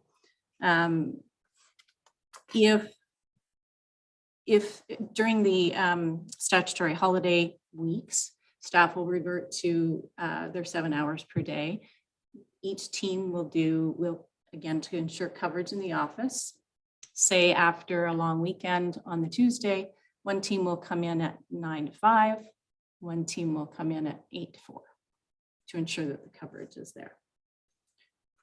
And then we've outlined, again, we have to make sure we know what we're doing for sick leave and bereavement leave. That's all outlined there, the same as what we will do for vacation days. I would ask for council in the consideration of this policy to allow some flexibility in the implementation for adding additional departments where, as we move through this, as it works, if it doesn't work, we're not sure. For example, the PRT department, it's not included in this policy, and we have discussed that with that department and with Chris, his team. So if there is an opportunity, or if we feel that it may work, if council supports it, that I be given that flexibility to include that team when it's appropriate. So happy to answer any questions. Yeah, so yeah, I did questions. I said very excited about this. I think it's a trial, and it can be tweaked, of course. I think it's it's a bold and progressive move in terms of service provision and operations and being a desirable employer. So the public, currently, we learned through COVID that COVID allowed us to do things that we might not have tried before. But I think, you heard the consultant or the auditor this morning. I don't think he was speaking so much operationally day to day, but he did say through the pandemic, he called our continuity of business, I think he used the word extraordinary. So that's nice to know that our team can, in the worst of situations, can still manage to get a lot of things done. And I think it's a tremendous opportunity to continue the progressive nature of Algonquin Highlands. And I'm all for giving it a go. Yeah. Surprisingly enough, I'm all for giving it a go too. The question I had, I kind of wondered initially about the 8-month trial period, but I suspect that that's to get us through seasons. Or what was the thinking behind the 8 months as opposed to say 6 months? Election really is, I was thinking the end of the year to give us the 6 months. But depending on the election, I wanted to be able to give if there's new members of council to get their feet under them. And this is a big policy for consideration. So if there's any changes recommended or permanent recommendation for implementation, then I want a new council to be able to have their feet under them. That's the only reason. That makes sense. Yeah, it does. Councillor Berry? I think it's a great policy. I think it's really forward looking. I know a few friends that work on that kind of schedule and they love it, especially in the nice weather when there's more daylight in that. One question I had is if there was an employee that wasn't able to work the longer day, would they still be able to work a non-compressed week? We actually have that situation. Yeah. And it's not a mandatory policy, although I think most are wanting to do it. We do have a situation where and absolutely, we are going to accommodate that. Yep. And I think that's the important thing about it being a trial is these situations are likely, one has already come up and may come up. And that's the beauty of the, modification, tweaking, assessment. Staff could come back, Angie could come back in 8 months and say, it just ended up being a dog's breakfast and we couldn't make it work. Or it could be, goodness, this is the way to go for permanently. So, please, I think you're hearing concurrence and it is exciting. It is exciting. And if I were a staff person, I'd be excited too. Yay. Well, I do like I like the way you've worked out cross coverage, so that the appropriate people are here at appropriate time. I can't see the public having any issue with it at all because you're available. The office is open and available to the public at all times. Maybe even better than before. So it's certainly better than during COVID. Yeah. It's good. Well, as it is now, we talked about this before, if there's an agenda for a meeting and there's planning and I have a question and I call Sean O'Callaghan, who's, the planner. We all know Sean's the planner. I call Sean, I don't know where he is. Doesn't matter. He answers his phone and he answers my question. Or I phone Sean O'Callaghan with a question and I get his voicemail and he calls me back 2 hours later. It's not a matter of, well, for goodness sake, I tried to go there and the door's closed and there's nobody there. No, we learned during COVID that the public has become extremely comfortable with making appointments and not just turning up unannounced. And we'll certainly hear from folks if there's any frustrations around that, and that can be built into the assessment. Absolutely, yes. And as I mentioned in the report, is we continue to encourage appointments, and it's just proven to be very successful. The public has got used to that. And that's just, there's still walk-ins here and there, but overall, it's very successful. You're not seeing the traffic that you used to see prior to COVID? The traffic, not prior to COVID, no, but the traffic is there. But generally, people, if they need to see a staff person, they have called ahead. Mm-hmm. Yeah. Yeah. Anyway, I think we've all concurred. It's an exciting opportunity to try something new, and we'll see how it goes. Mm-hmm. That's great. Thank you so much. Yeah. And thank you for bringing that forward. To be honest, your charts, like the lame duck provisions, were 2 trains left a station in my mind, but I'm sure you've got it under control. Yeah. We'll have a resolution then. Moved by Councillor Short-Reed, second by Councillor Barry. Be it resolved, Council receives report CAO 522 regarding a proposed compressed work week trial policy submitted by Angie Bird and dated June 16th, 2022. And the council supports the compressed work week on an 8-month trial basis from July 4th, 2022 to February 28th, 2023, and directs the bylaw be table to adopt the proposed policy. Before I call the vote, one of my questions is, we were talking about different things today about criteria and parameters. Would your report at the other end, it would detail some details of things that did or didn't work or what had to be tweaked? Like, what will you be measuring? Just it works or it doesn't work? Or do you have any in your mind already what your criteria for assessment would be? Yes, I really do think the criteria has to be input from the public.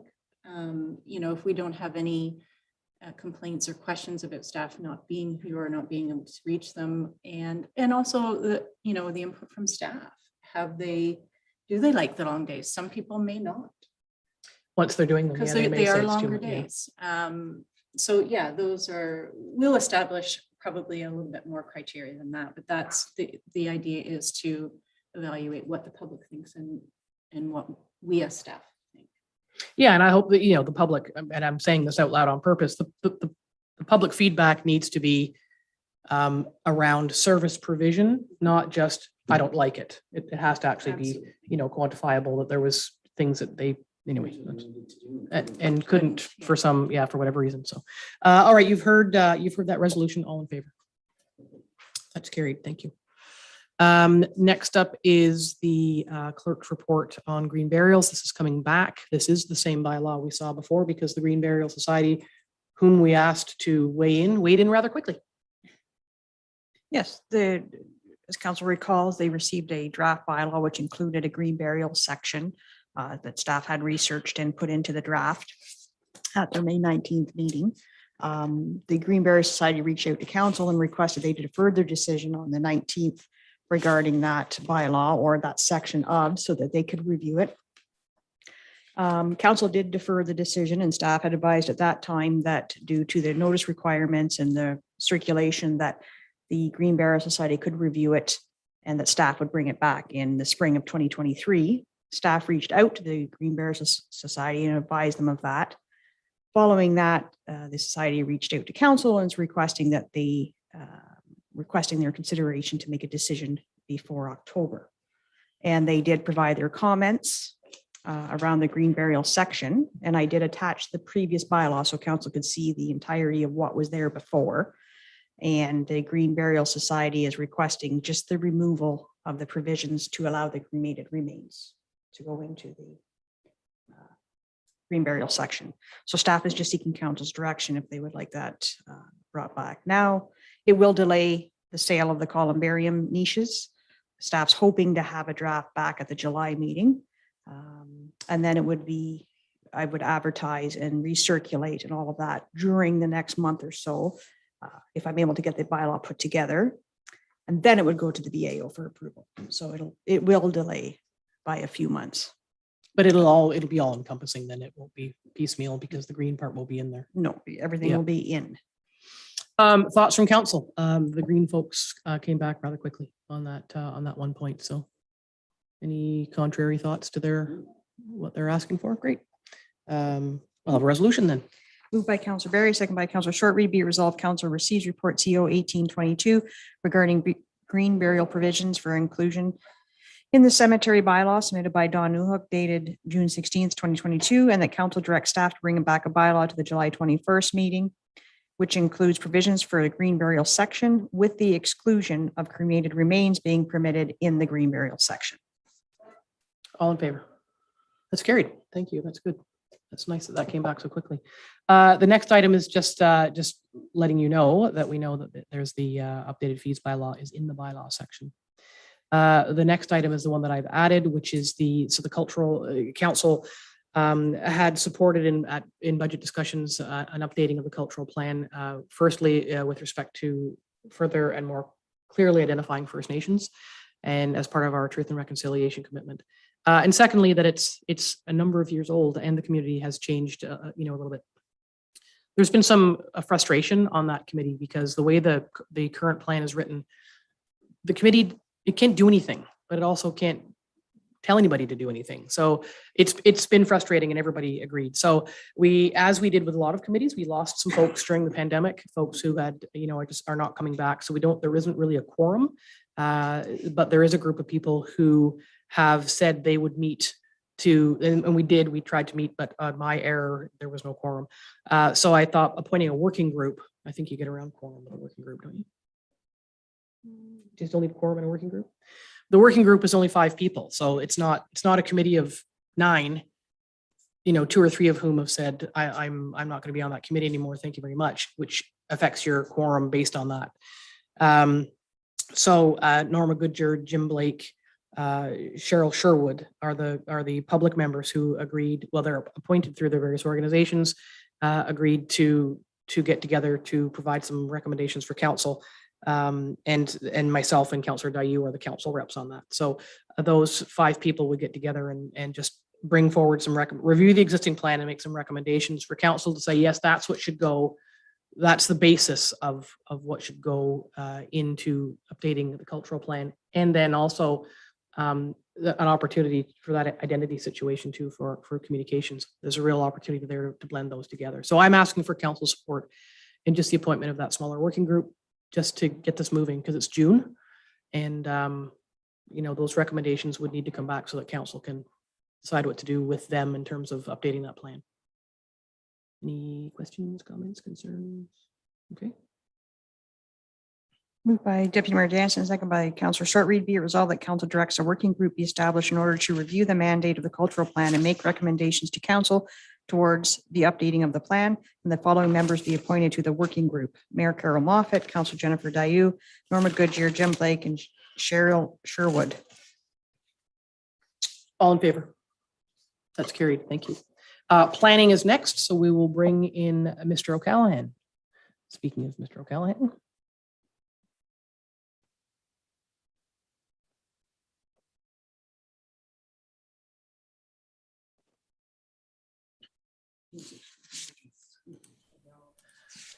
Can we get some oil on that or something? Or just everybody wants water today? Or is it always this busy for water? Wow. Welcome back, Mr. O'Callaghan. Good afternoon.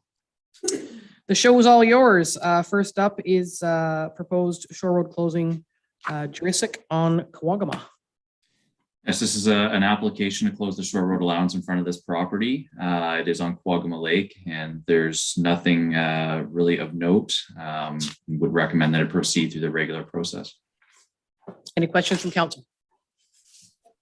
Resolution, please. Moved by Councillor Berry, second by Councillor Short-Reed, be it resolved that council receives report PL 7722 regarding proposed shore road allowance closing fronting property located at part of lot 28, concession 12, geographic township of Sherburne, Jurassic, Kawagama Lake, and the council approves in principle application OSRA 822 made to stop up closing of the said shoreline road allowance, and the applicants are requested to proceed in accordance with the shoreline road allowance closing procedure.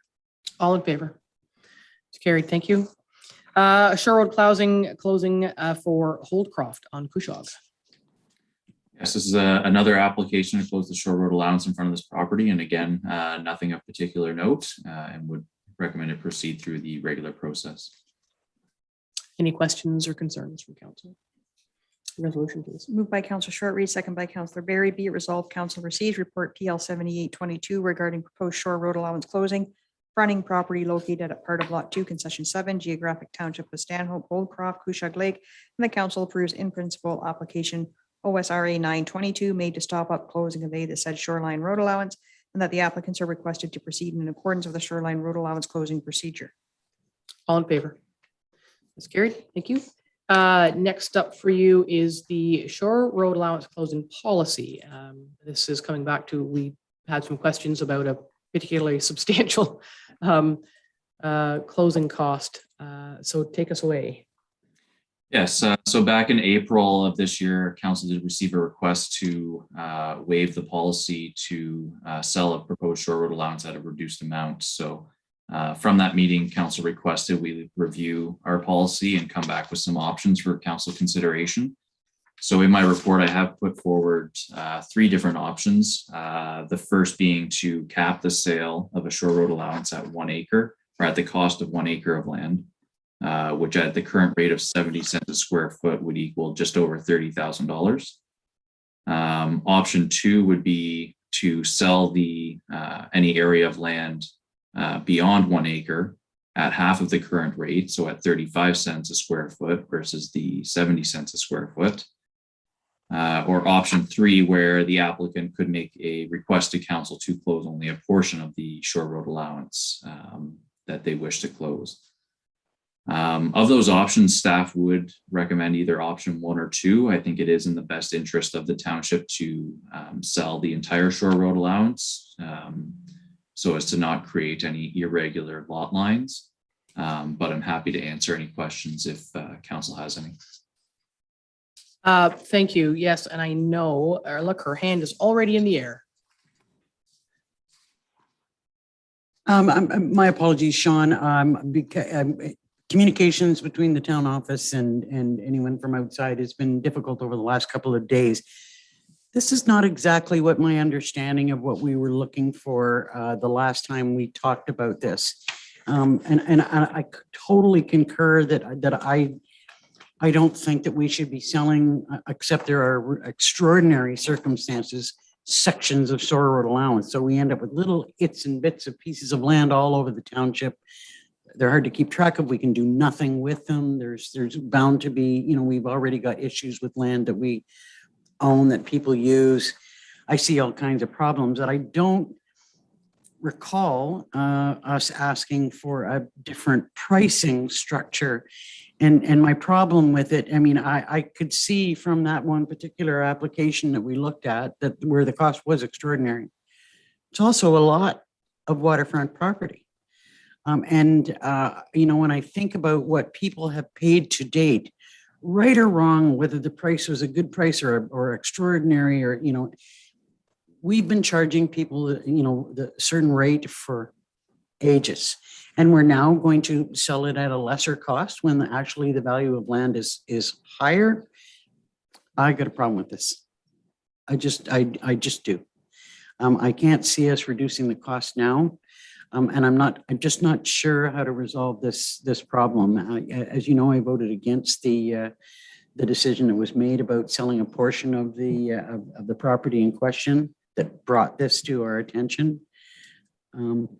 I can't agree with this, and I guess I was looking for something more in the under what circumstances are we going to allow the sale of a portion of the shore road allowance, as opposed to what are we going to sell it for?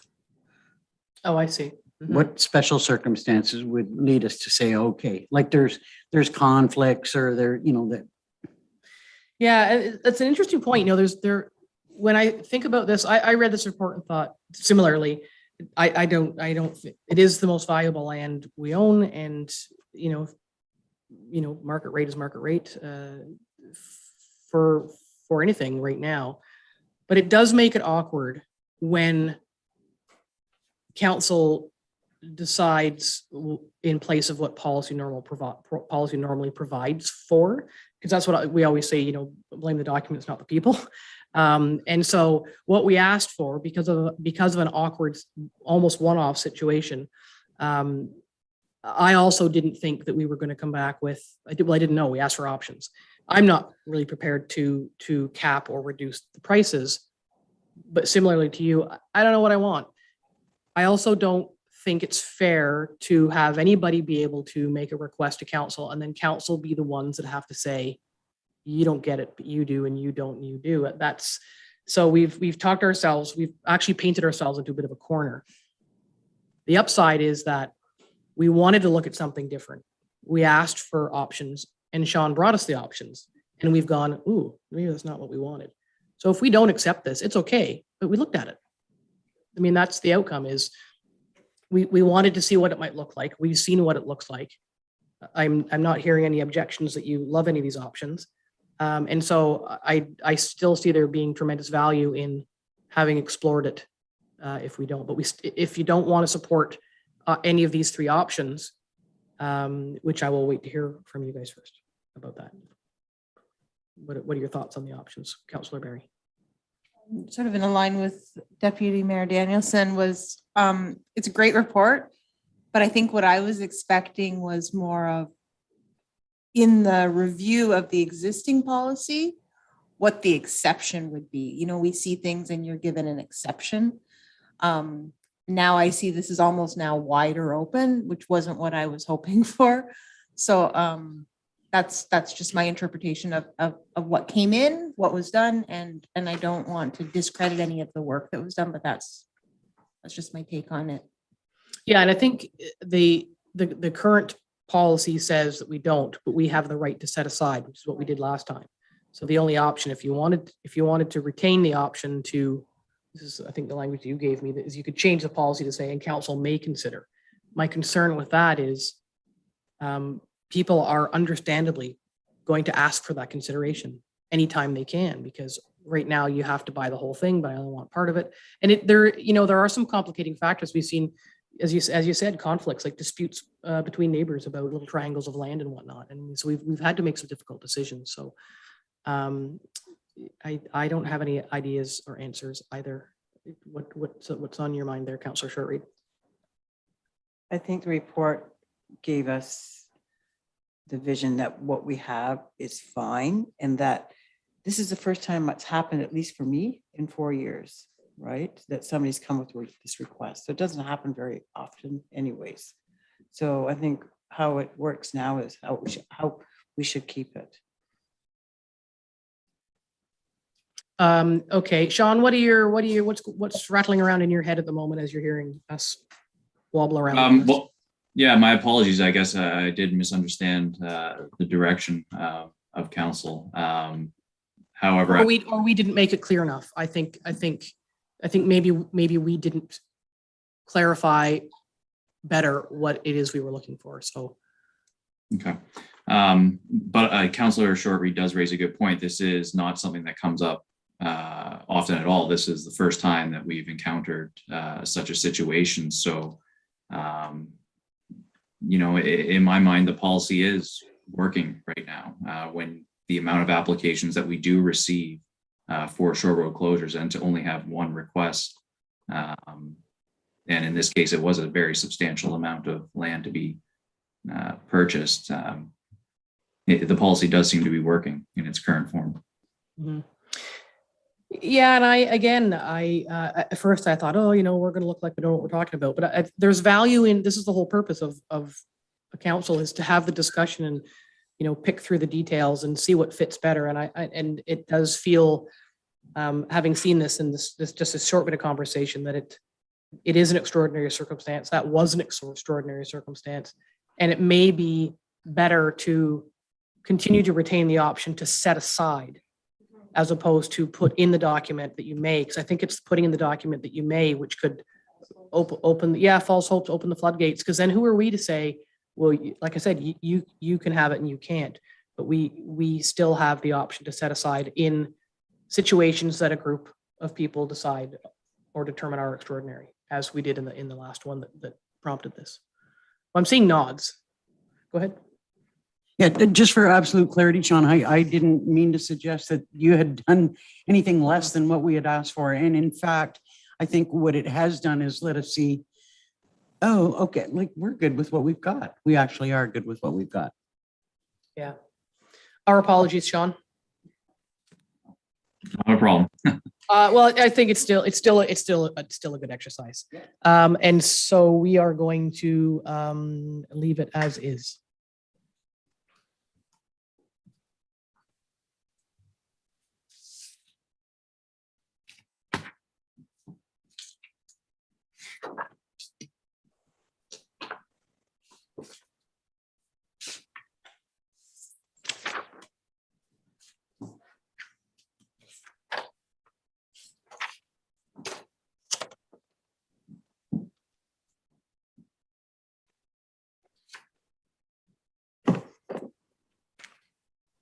Okay, go ahead. Thanks.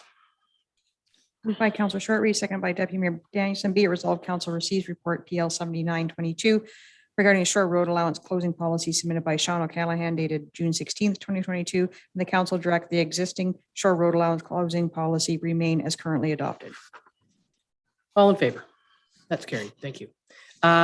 Next is the Greenaway application at Talk Lake is coming back with some interesting outcomes. So take us through that, Sean. Yes, this is the severance proposal that council considered at its last meeting in May, and staff were not supportive at the time due to the fact that it was not in compliance with the township official plan. It was deferred by council at that time, and staff did reach out to the county to have further discussions on that particular policy. And in that discussion, it was determined that a county official plan would be required as well, as they have a similar policy in place. So at this point, staff would be supportive of this severance proposal being deferred pending successful official plan amendment, both at the county level and township level. And then following that, the application to sever the lots could proceed. That way, the application, they wouldn't have to reapply all over again. Should council just deny this application outright. Sean, what do the applicants think of this process, this recommendation?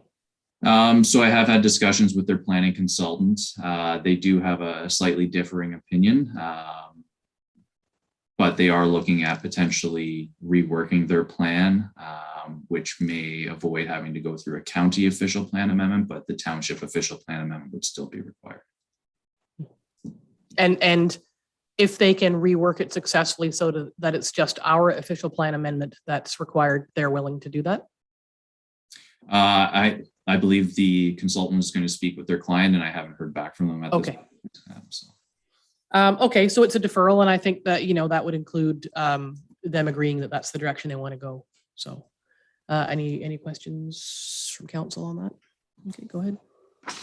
Moved by Counselor Barry, second by Counselor Shortreed. Be it resolved, the council receives report PL 8022 prepared by Sean O'Callahan and dated June 16th, 2022 regarding proposed severance of lands located on part of lots 3 and 4, concession 14, geographic township of Stanhope, Greenaway, Talk Lake, submitted by Wayne Simpson and Associates on behalf of Greenaway.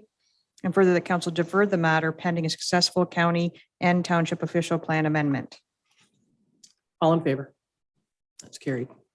Thank you. Committee of Adjustment meetings. I think we left these folks off in our discussions around committees getting back together. Yes, so this report is just to seek direction on whether the Committee of Adjustment should begin or resume meeting in person. I'm proposing, similar to council meetings, that any applicants, agents, or members of the public continue to attend virtually, and it just be members of the committee who attend in person. Yeah, I think there's tremendous value in allowing, particularly in these cases, applicants and their agents to come in electronically, because they're often out of the area, and we're doing it with our council meetings. I think it's really valuable. What are council's thoughts on this? Go ahead.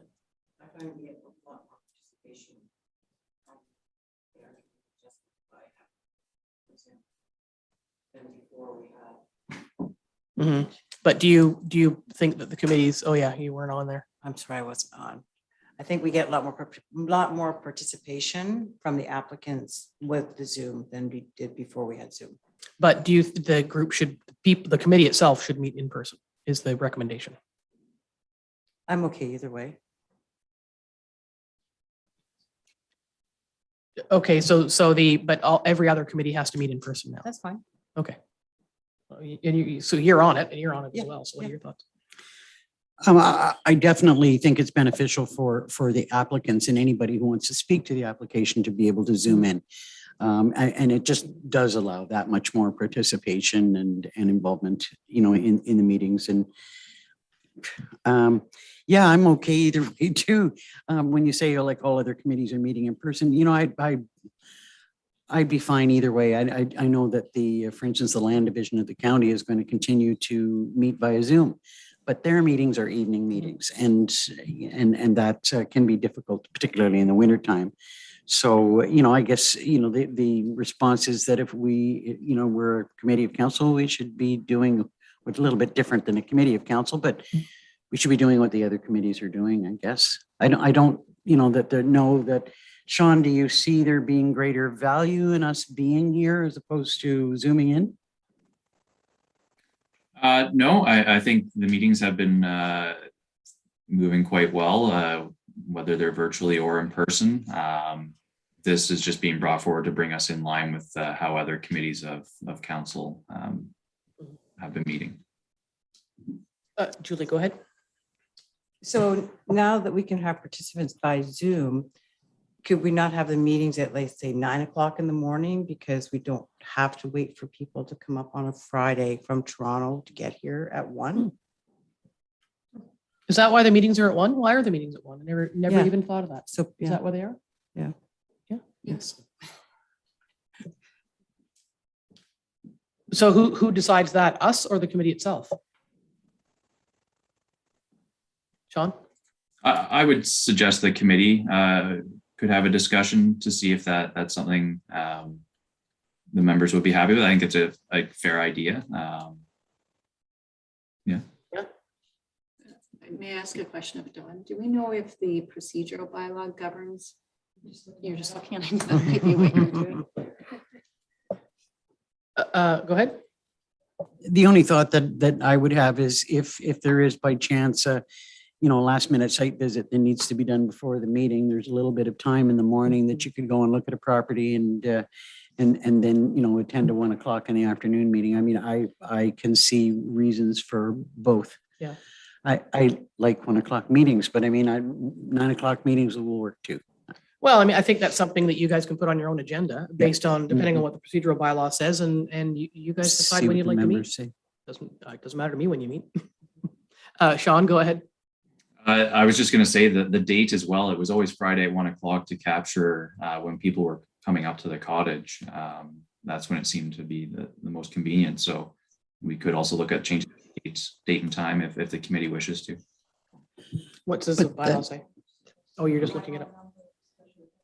Go ahead. She's looking up the bylaw still. But that actually does, I guess because they don't need to be here in person now, that doesn't apply anymore, right? Like I could sort of see like you would capture more people if they're not in transit, if it's cottagers and they're not in transit, or they come up in the morning, even if they were going to zoom in from their cottage, assuming that there's service. But they can't come here if we're going to say that they zoom in. And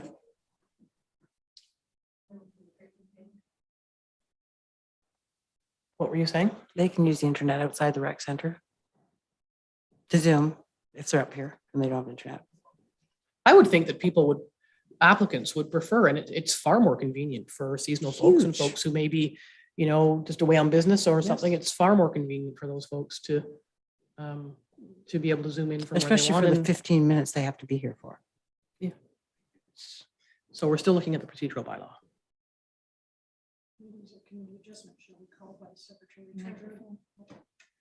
All meetings of the Committee of Adjustment shall be called by the Secretary Treasurer or Committee Chair.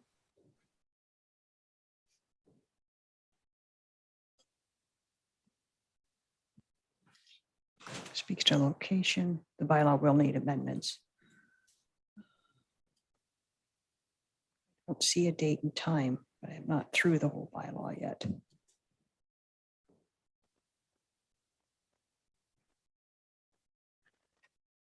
Well, we can just Yeah, we can go through it, but I don't see a specific time.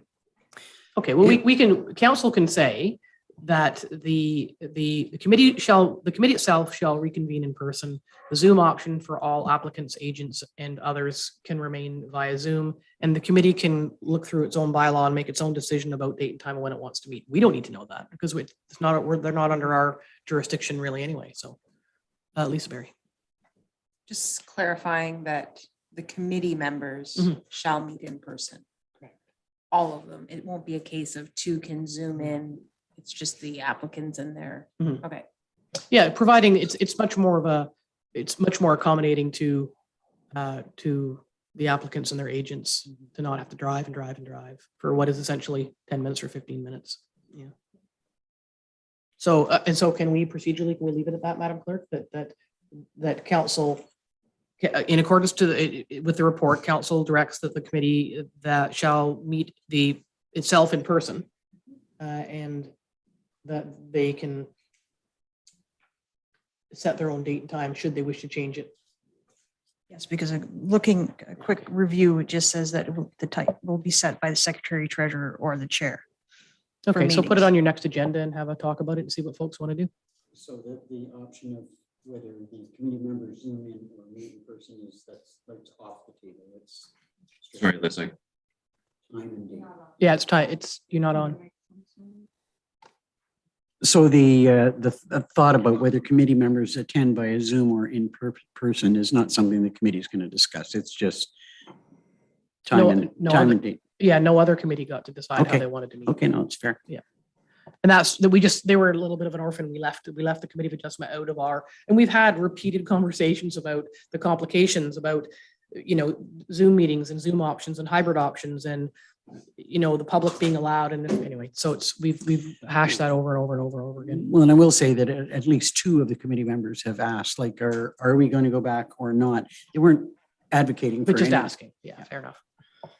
Okay, so we have a resolution there.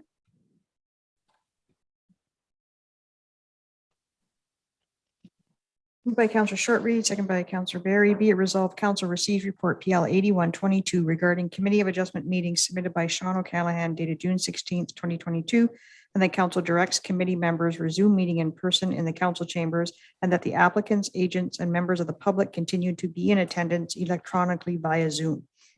All in favor? Carried. Thank you. And finally, there's the set of minutes from the last Committee of Adjustments. Any questions, comments, concerns? May we have the resolution, please? By Councillor Berry, second by Councillor Shortreed. Be it resolved, Council received report PL 822 regarding the May 27th, 2022 Committee of Adjustment minutes submitted by Sean O'Callahan dated June 16th, 2022. All in favor? Carried. Thank you. Thank you, Sean. Thank you. External boards, I don't know anybody meeting. I'm just going to sort of run my pen down the list. Anybody? I did add, you'll see I added the Upper Trent Watershed Management Partnership, which you lovingly call UTWUMP, because it's fun to say, and it doesn't meet very often. It is going to undergo some discussions around its future. But it is an important group, so I did add that. But I don't know that is there anything for library that we need to say? The only thing that I think that I should say is that the board is hoping to have a bit of a strategic planning session. They've kind of started one, but kind of agreed that they didn't really get through it in the level of detail that they wanted to. So I think we're going to be having a special meeting in August, just before lame duck, to do a little bit more strategic planning. And there may be discussion about the possibility of the library buying its own vehicle.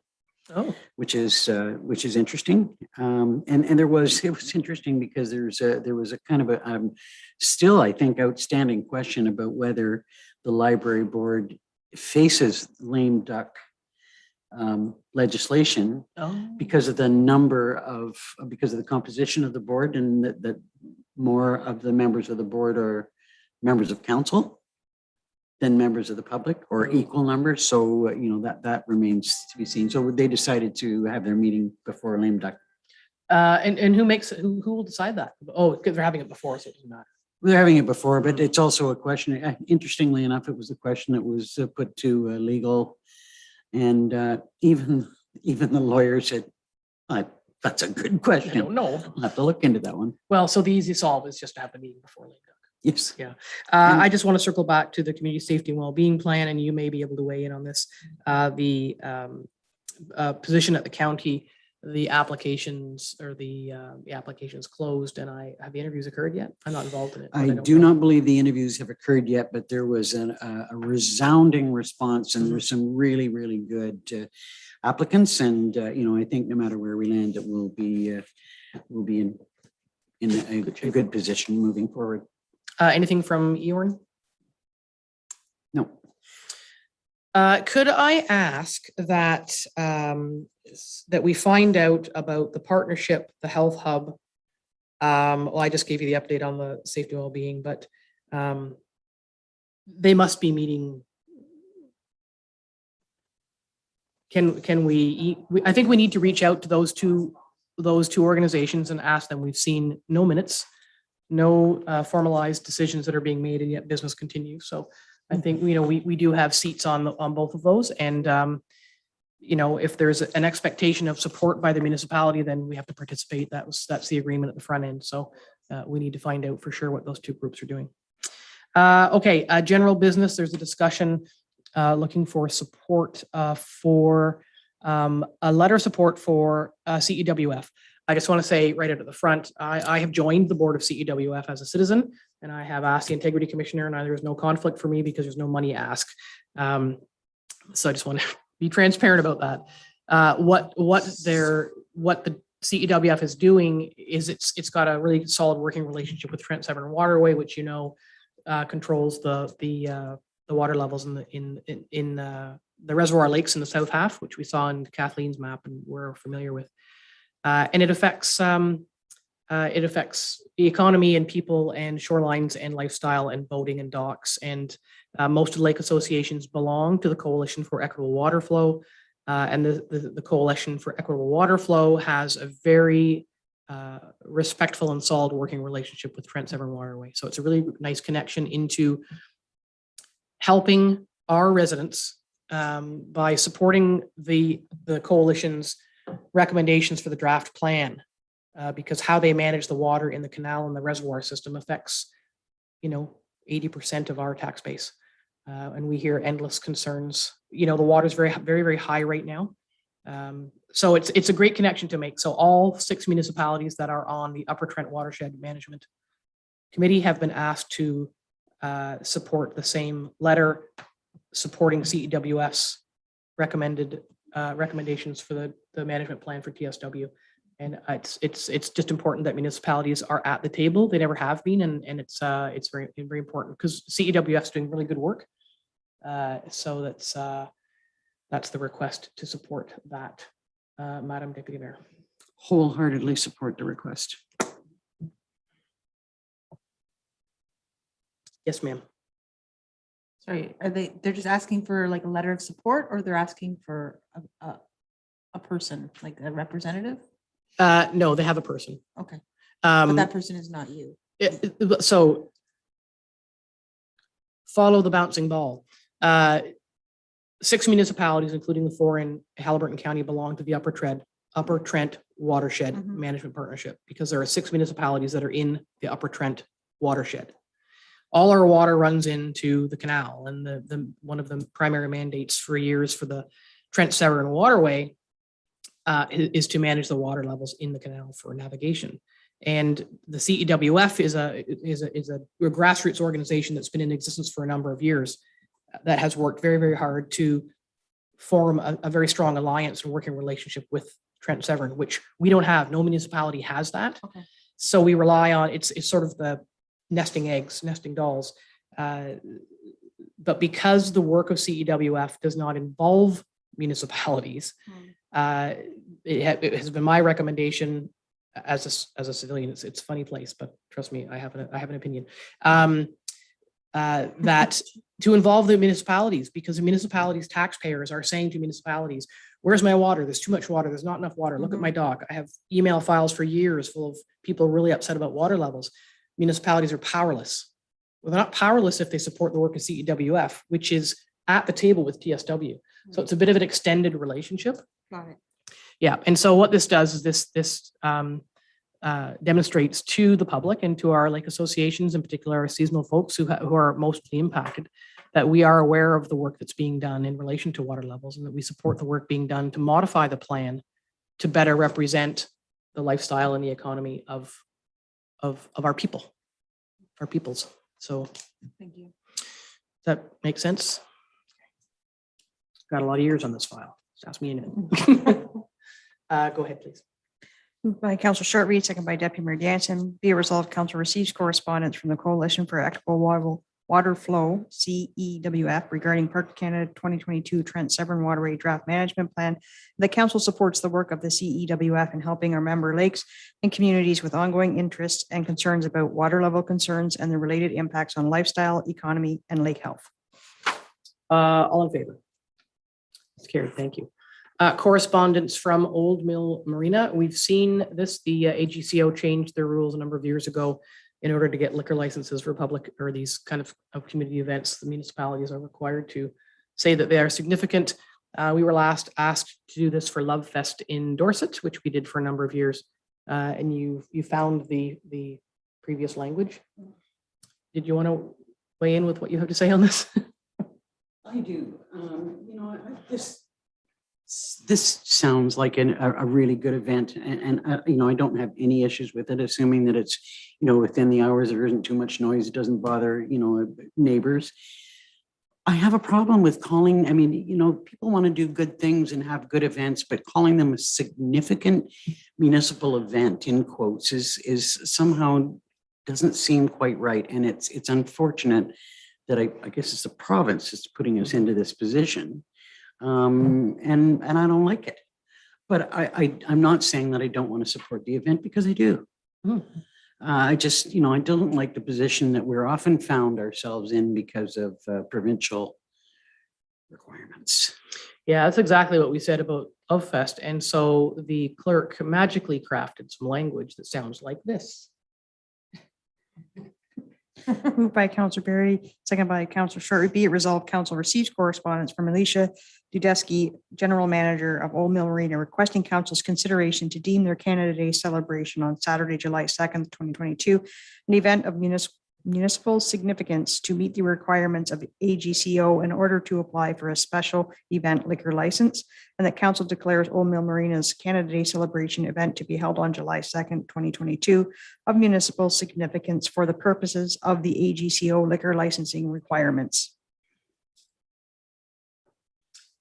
So that's what that said. And I agree with you. It sounds like a really great event, and I wish them the best of luck. And so we're doing what we can, framing the language admittedly a little bit craftily in order to get around that. We want to support them, but you don't want to get stuck into something that you can't then reverse. And I believe we had previously asked at the Love Fest that it's not a blanket approval. Yeah. If they do it again going forward, they have to come forward every year. So any further comments, thoughts on that? Lisa Berry. Just personally, I kind of get my feathers up when we're celebrating Canada Day, not on Canada Day, but I can't do anything about that. No, when we can't tell people, when to have their events. So anything further on that? Did I call the vote on that? You've heard the resolution, all in favor? Carried. I wasn't sure I had done that. There are no notices of motion. Nothing in correspondence has been requested to come forward. We are at bylaws. We'll just receive it. Oh, receive the correspondence listing. Yes, go ahead, please. Moved by Councillor Short-Reed, seconded by Deputy Mayor Jansen. Be it resolved, council receives the June 16th, 2022 correspondence listing for information. All in favor? That's carried. Thank you. And bylaws. Moved by Councillor Short-Reed, second by Councillor Berry. Be it resolved, the following bylaws be received and read a first time, considered read a second and third time, and finally passed with a corporate seal affixed. 2022-59 to establish a comprehensive fees and charges for the Township of Algonquin Highlands. 2022-60 to authorize an agreement with W. Everett's Enterprise Limited for the provision of services for the capping and closure of Hawk Lake Waste Disposal Site. 2022-61 to adopt a compressed work week trial policy. 2022-62 to authorize the levying of rates of taxation for 2022 to establish the due dates for the payments of taxes and provide for the penalty and interest to be added to unpaid taxes. 2022-63 to appoint a deputy chief building official / bylaw enforcement officer for the Township of Algonquin Highlands, David Rogers. 2022-64 to appoint building inspectors, sewage systems under the Ontario Building Code Act for the Township of Algonquin Highlands Sewage System Reinspection Program, and 2022-65 to amend bylaw 2022-49 comprehensive zoning bylaw of the Township of Algonquin Highlands, application A, ZBA 322, part of lots 29 and 30, concession 5 geographic, Township of Livingston. All in favor? That's carried. Thank you. And confirmatory bylaw? Moved by Deputy Mayor Jansen, second by Councillor Shortreed, be it resolved that bylaw 2022-66 being a bylaw to further proceedings of council held during its regular meeting on June 16th, 2022, be received and read a first time, considered read a second and third time, and finally passed with the corporate seal affixed. All in favor? And adjournment. Moved by Councillor Barry, second by Councillor Shortreed, be it resolved that the June 16th, 2022 regular meeting is hereby adjourned at 3:26 p.m. All in favor? It's carried. Thank you, folks. It was a longer day than anticipated, I think. We are adjourned. I hope your headache gets better.